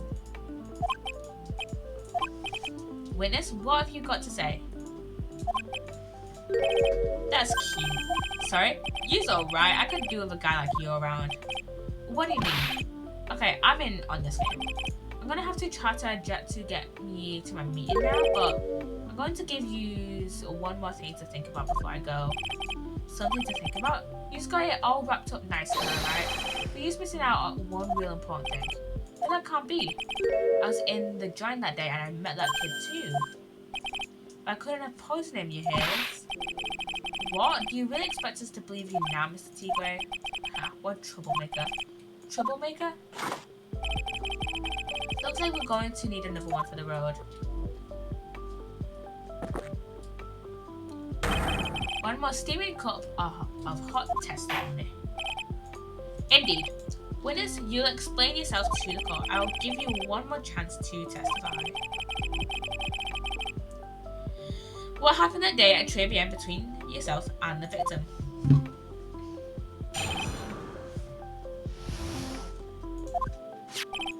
Yeah, I loaned El cash, about $100,000. That day, we was due to have a little chat. The kid had hit his payback date, see? So anyway, he tells me he's got no way to pay up. I'm about to flatten the guy when he starts screaming. Yes, I won $500,000. He got lucky, you know. Real lucky. If that waitress hadn't done what she'd done, everything would have been over. Now, I see that the principal amount you loaned to Mr. Elk was $50,000. Yeah, you've got the rig to take into account. Interest builds up fast, you know. That's faster than fast. $100,000 is twice his principal. And the repayment deadline was December 3rd, the day of the incident in question. Yeah, he was one lucky kid. He got that $500,000 just in time.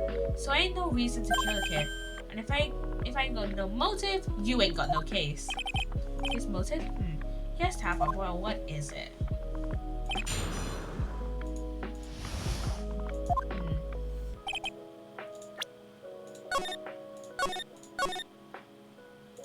So he loaned Elk about $100,000, which is what for what? Which is what we know, isn't it? Yeah, $100,000. Just the kid I hit his date. No one to pay up. I don't know what she's doing. The waitress, you mean? The girl with the glasses in the defendant's chair. Who else could I mean? If she hadn't got in the way, things would have been over. Bada bing, bada boom, over and done with. Maybe I should push a little on this. What exactly are you implying the defendant did? How do you know about you go ask Four Eyes about that $500,000 ticket? It's so bad she poisoned El's coffee. I like your theory. Your word hasn't held water lately, Mr. Objection! Let's not forget this witness was actually at the scene, right? Although I don't exactly agree with some of the deals I sent down, I couldn't be there when the cops showed up, so I split. I see. Your Honor, the witness's last few statements are worth a good 2 cups of coffee. I concur, Mr. Godot. You will amend your testimony accordingly, witness. So that's what you use after Phoenix, right?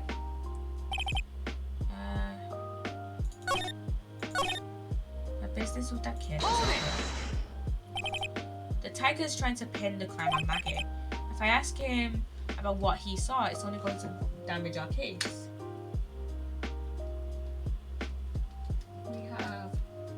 We have confirmation that he was, the kind of confirmation that he was actually trying to get Maggie guilty. That's a point. What do you mean things would have been over and done with? It is all there, I'm talking about the cash.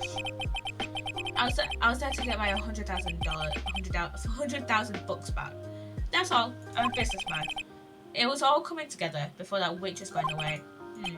As far as I can tell from the witness's testimony, other than recouping his loan, Mr. Tigre had no motive for killing the victim. Well, Mr. Wright, are you happy with the testimony, or would you like it amended? Leave it. Let's leave it. I'm gonna leave it at that and try to figure out something out. Thank you, Runner. There's no need to amend the testimony. Very well, continue with cross-examination then.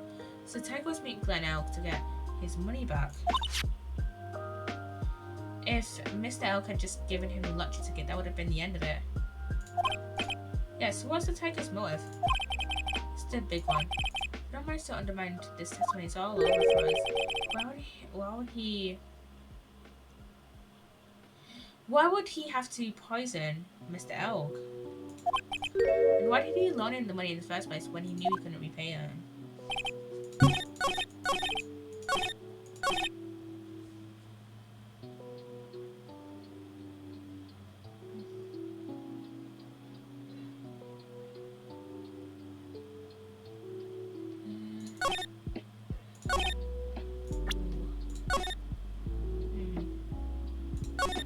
To reload this save.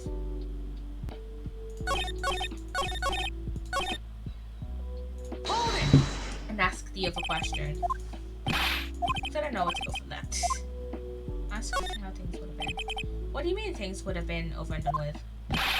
It is all there or what? I'm talking about the cash. I was there to get my $100,000 back. That's all. I'm a businessman. It's all coming together before that waitress got in the way. As far as I can tell from witness's testimony, that's basically what he said earlier. I have no reason to kill that guy. Objection! So you intended to get back the $100,000 Mr. Elk owed you, correct? His name was Mr. Elk. He was just pointing out his misery. Fair. Fair. Very fair. I loaned the guy the cash, so that's my right. Unfortunately for Mr. Elk, $100,000 wasn't enough to cover it, was it? Huh? About 6 months ago, you were involved in a traffic accident, weren't you? An accident involving a car and a scooter in which a young woman was injured. She was taken to the hospital where she underwent surgery. Where did you get all this info? These medical papers document the treatment of the young woman in question. According to these, her operation cost $1 million. Payment for these expenses was due in December of last year and was paid in full. $1 million? A preposterous sum. Someone should sue these HMOs. No one would pay a bill like that.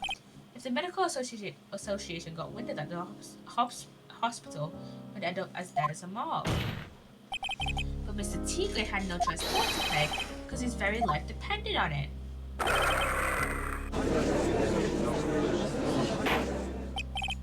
Order. Did you say his life depended on it, Mr. Wright? Indeed it did, simply because the injured woman was none other than Viola Cadaverini. Did you say Cadaverini? Uh-huh. Bruto Cadaverini, mob boss in charge of all underworld activities in the city, and doting grandfather to his precious Violetta, also known as Viola Cadaverini. Your life was in danger unless you paid compensation to the boss, correct? It makes sense. You were desperate to acquire the $1 million Cadaverini demanded from you. So desperate, in fact, that you decided to sacrifice Glen Elg's life to pay your debts. Order, what do you say to that witness? Objection! Yeah, what do you say? It's a nice little fairy tale, right? But even if the witness did need $1 million, it isn't tied to Mr. Elg's murder. Mr. Elg only owed him $100,000 and had no hope of repaying it anyway. Yeah, that guy was the one that bought my spare. I don't think so. In fact, it's the opposite. It's true, the opposite. Lending money with no hope of ever seeing repayment would normally be bad for business, but in this case, the very fact that Glen Elg had no way to repay the money was crucial. What? You know where you're going with this, Nick? You've got to think outside the box, Mare. Outside the box? It's very straightforward. Mr. Tigre wasn't after that $100,000 at all. He's after the $500,000? It seems you have a logical conclusion for this, fair Mr. Wright. Would you care to share it with us? Winston was Mr. Tigre after. I want to say the. Oh wait, no! MC Bomber! It's after MC Bomber! I completely forgot about MC Bomber. Glen Elg was a programmer, highly skilled programmer. That skill was the collateral Mr. Elg put up in order to borrow the money. Care to explain how skill can be used as collateral to secure a loan to you? Try even. He had the skill to create a computer virus, and so he did. A virus known as MC Bomber. A computer virus? What does one of those do? A computer virus is a program that wreaks havoc on the inside of a computer. A computer? What does one of those do? I guess the beard isn't the only part of his honor that is from the Stone Age. I'll explain it to you later, Your Honor. Right now, this is the important point. A virus like MC Bomber would be worth several $1 million on the black market. Mr. Tigre, you couldn't have cared less about the $100,000, isn't that right? All you cared about was one thing, the virus. Yeah, all you cared about is the fucking virus. On the day of the murder, Mr. Tigre's sole intention was to get his hands on the CD. Glen Elg had no way of paying back the $100,000 and Mr. Tigre knew it. But then a miracle happened. The kind that Mr. Tigre would prefer to say never happened, but he can't, and neither can I. The lottery win. Exactly, at the 11th hour, Mr. Elg won $500,000 on the lottery, which left Mr. Tigre with no way of getting his hands on the all-important CD. At least no legitimate way.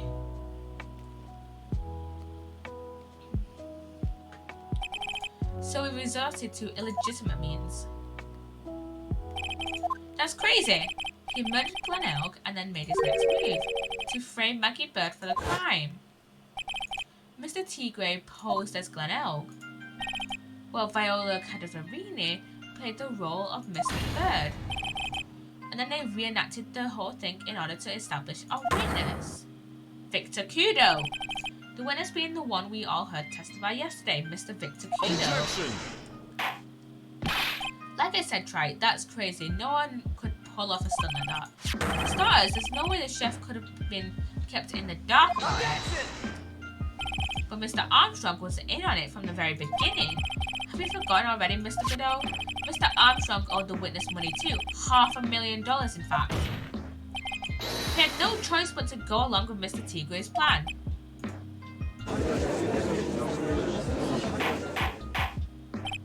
Order! Silence or I will clear the courtroom. You've put on a good show, Spanky. If you want to stay alive in the loan shark business, you gotta be careful. You saying I dressed up like that kid, created a witness and framed someone? If I did something crazy like that, I'd leave a trail as bright as my shirt. I ain't dumb enough to do something sloppy like that. Yeah, you are. I agree. Yeah, you are dumb enough, cause you cleaned up the trail. You do. Despite your appearance, you are very careful. That's why you took one more precaution, one more trick to make sure Mr. Wright didn't know way out. What? Another one, Mr. Wright? The apron. Interesting. Why don't you fill us all in, right? What was the trick you say Mr. Tigre performed to frame the accused? I'm gonna say the potassium cyanide. Maybe? Wait. Take that! Matches. that?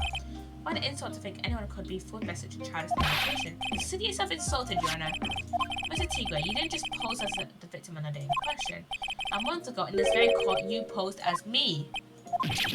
What? That's the truth. But the witness looks nothing like you, Mr. Wright. Although, now that I think about it, it was you, wasn't it? No doubt it was you, standing in here, this very court, a mere month ago. The Phoenix Wright who put up the most disreputable, shabby defense I've ever seen. Objection! Can you prove that, Gramps? Prove the attorney who represented the accused here a month ago was this man? Are you prepared to take the stand and testify that it was him?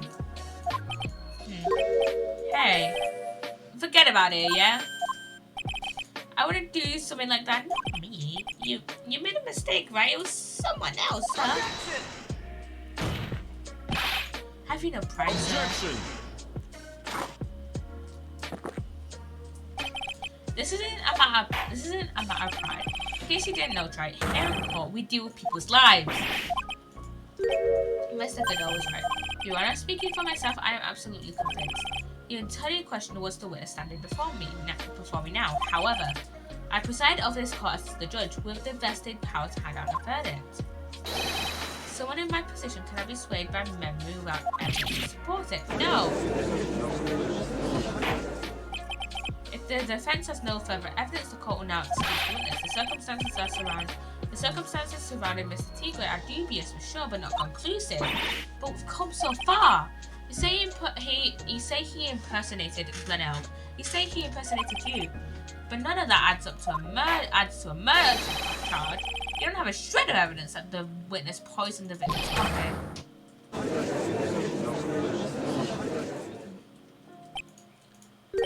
Ha. Sucks to be you, right? Don't mess with the tiger, you're gonna get mauled. You've got that. All we managed to do here was chase him around a bit. I was so close to getting him to admit his own guilt. Ha. Looks like I won't be needing a refill. If I just had one more piece of evidence.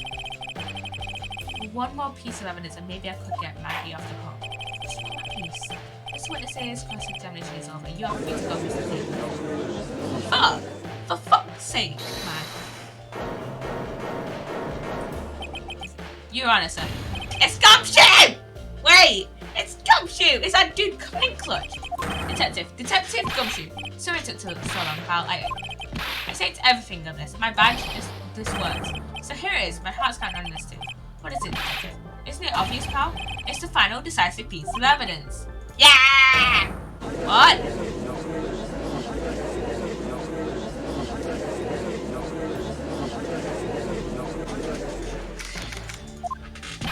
Sorry it took so long, pal, but I finally got the results from the lab. The results? About the prints, pal, from this medicine bottle.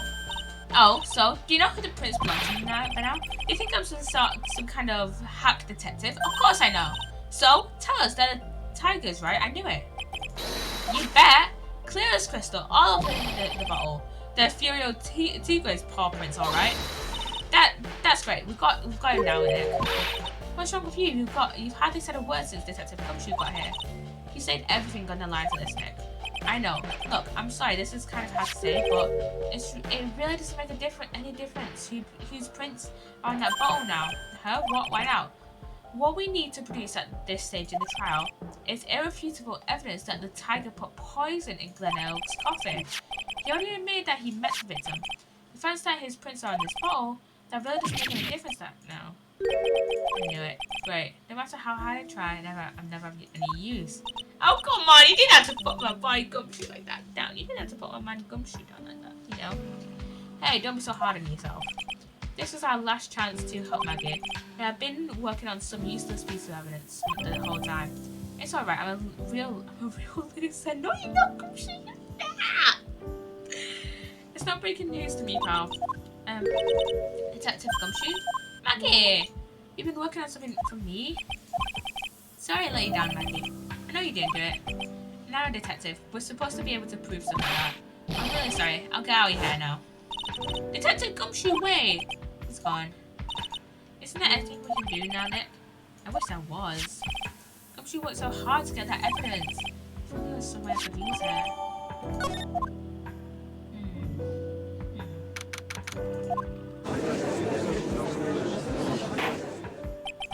Mr. Wright. Yes, Your Honor? I've gone to do a research so you can prepare this decisive evidence you discovered. Yes. Don't keep us all in suspense, Trite. Show us. Naturally, we can assume it's evidence that will actually stand up in court, can't we? Think, Phoenix. Don't let Gumshoe's hard work go to waste. How much more of my time are you gonna waste? I ain't been to no court before, but you lawyers sure know how to blow things out of proportion. No doubt, given the nature of the evidence, it will speak for itself. Nevertheless, you will talk us through, Mr. Wright. Well, I know I can't prove anything new with this evidence. I'm really backed into a corner here, but maybe if he thinks he's got me beat, he'll let his guard down a bit. Don't keep us waiting any longer, Mr. Wright. Present this final piece of decisive evidence to the court. This is the defense's final piece of evidence. Isn't that the victim's? Your Honor, naturally, the court is already aware of the contents of this bottle. However, interesting new information has come to light. We have clearly identified some fingerprints on it. Fingerprints belonging to you, Mr. Teaway. What? But Mr. Wright, what conclusion are you hoping to draw from this new information? Everyone here knows what this bottle contains. Except one man, one person in this court should theoretically be in the dark. Fingerprints are on that pansy looking bottle, is that what you're saying? But what the hell is in it anyway? A phony trial, a phony lawyer, and phony clues. Everything about this case has been phony. Seems like the perfect excuse for some phony evidence. Mr. Teague, this is the decisive piece of evidence that will prove your guilt. Why? Because it contains... I'm going to say potassium cyanide. This bottle contains potassium cyanide. Potassium cyanide? The poison used to murder Mr. Elkiana. The victim's killer used this very bottle. And on this bottle, Mr. Teague, we found your fingerprints. Well, how do you explain that? You'd make a good clown, you know that. What? He's ain't never gonna get this to stick. He's just making me laugh now. You think a cheap bluff like that's gonna fool the tiger? A bluff? I can see straight through you, Phoenix, right? That ain't the bottle with the cyanide in it. No. This is the bottle we found traces of poison. Don't mess with the tiger or you're gonna get ripped to shreds. The cyanide bottle was brown and it was made of glass. That cheap piece of trash don't look nothing like it.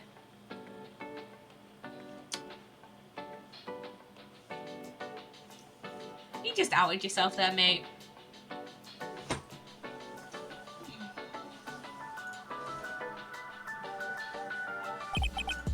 Got him, at last. What? Why is everyone going quiet? I said that bottle. Is this the bottle you're referring to? Yeah, that's it. That's the bottle of cyanide was in. But you ain't gonna find my prints in that bottle. Don't let that cozy looking suit fool you people. That lawyer's just playing games. Tell him, Mr. Prosecutor. Tell that guy where to go. You still haven't figured it out? Don't you realize what you just said? What did I say? What did I just say? You were summoned to this court for the first time earlier today. If you really had nothing to do with the murder, you shouldn't have known all the little details. For instance, you shouldn't have known what kind of bottle of potassium cyanide was in jolly ass music for someone who just got murdered. And the thing is, I'm using a different playlist from the actual Ace Attorney music. This isn't the actual Ace Attorney music, so it's just like, oh yeah, just jolly little music, just jolly little lo-fi, just jolly little lo-fi for a silly little murder case. For instance, you shouldn't have known what kind of bottle the potassium cyanide was in. But just now you slipped up in front of every single person in this court. You described the exact bottle used by the killer to hold the poison. You don't know who's used messing with. I'm the tiger. I can drop millions of dollars on the black market. You think I'm gonna let some jumped up suits get the better of me? Sure, the last piece of evidence was phony. But that's just what you deserve. The phony trial with a phony liar. It was all carried out by you, the biggest phony of all. Ha. Hell. Classic Ace Attorney breakdown. Classic Ace Attorney murder breakdown. Classic. Classic.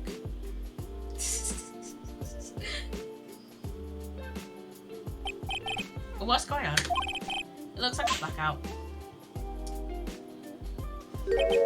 Well, good. Well done. Try it. I saved my 17th cup of coffee just for you. Savor it. I don't think he can savor it with burns on his face. With like at least first degree burns. While you watch the police restrain your pet prey.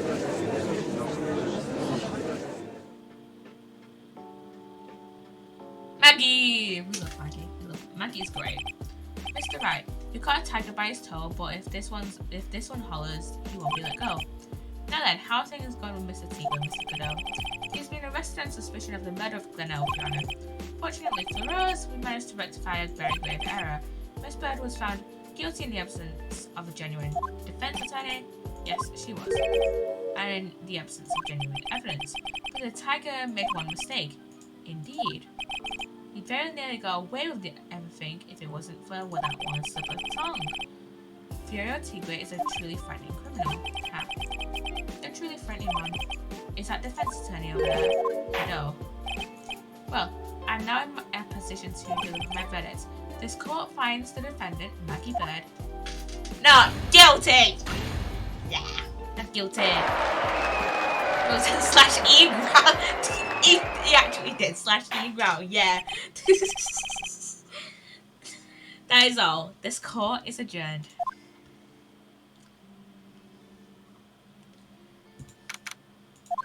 You could just meme the hell. You could just meme the fuck out of that guy. Mr. Wright, I'm at a loss for words. Thank you, sir. Congratulations, Maggie. I was so mad when Mr. Wright landed me in all that trouble a month ago. But now I feel like I can forgive him. Hey, that wasn't me, Maggie. That was the tiger. Look, Nick, in the doorway. It's Gumshoe! Detective Gumshoe. We love this guy. I guess I'll be headed. Ah, wait! Gumshoe! Detective Gumshoe. Oh yeah, congratulations, Maggie. Thanks. I knew you were innocent all along. Why didn't you say that in your testimony then? Huh? Oh, well, I was... Wait up, detective. He just ran off. Maggie, why are you being so hard on him? He busted his butt for you. It's thanks to him that we got the medication bottle.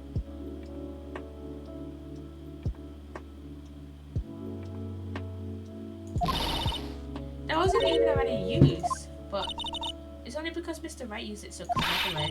Detective Gumshoe was just running around in circles. Poor guy. Looks like she still isn't ready to forgive him. Can you point a good word for him, Nick? Yeah, Maya's right. I should help Gumshoe out. It's clear he needs it. Maggie, you know Detective Gumshoe's been really worried about you for all of this. I wanted to believe that, sir. But on that first day of the trial, he practically gave the judge a free pass to lock me up. He didn't have any choice, Maggie. He's a detective. He has to report the facts. He doubted me, that's why. He thought I might have done it. I want to prove to her that Gumshoe really cares about her. I know. I'll give her a little present to celebrate her freedom. Which is like this lunchbox that Gumshoe made for her. There you are. A present to celebrate your freedom. That's a present from Detective Gumshoe made with a ton of love. He said you lost weight and he was worried about you. Detective Gumshoe? I actually really like weenies, you know. Did you guys hear that? I'm pretty hungry myself, you know. Yeah, the trial dragged on a bit today, didn't it? Is it okay if I eat this now? Yeah. You deserve it. We love Maggie. Maggie is great. So, how is it, Maggie? It's really good.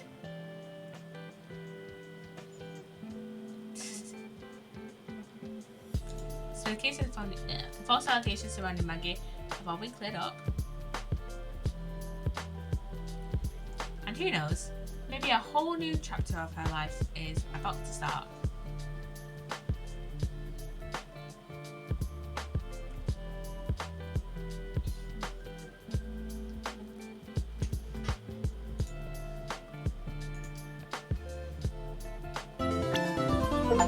That's the end for Turnabout. Message for Turnabout. Next episode, Turnabout Beginnings.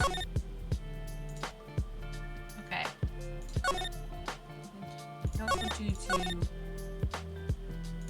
see whatever the intro for this case is, because I do not want you guys to get spoilers.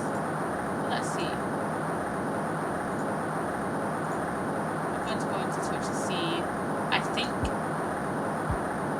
there's someone I want to raid. Yes, yes. We're gonna raid Citron. We're gonna raid Citron, everyone, who is playing Baldur's Gate 3. So let me just wait until this intro starts. This is a long ass intro, but it's a cool intro. Very cool intro. It's a very cool intro. You see what I mean on Friday when I stream this case.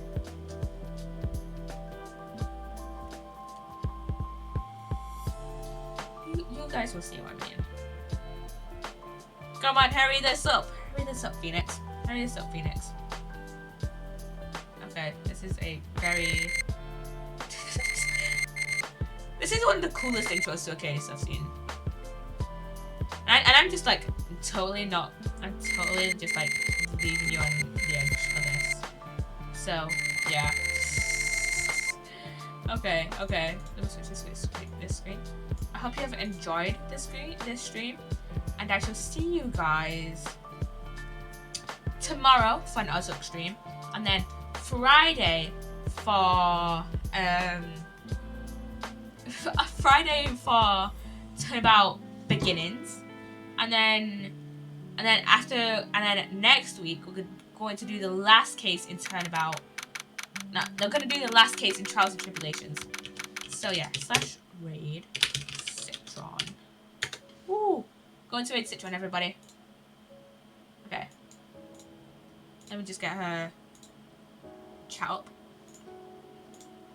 But yeah, going to raid Citron. Go enjoy Citron's stream. Okay, bye bye guys. Bye bye.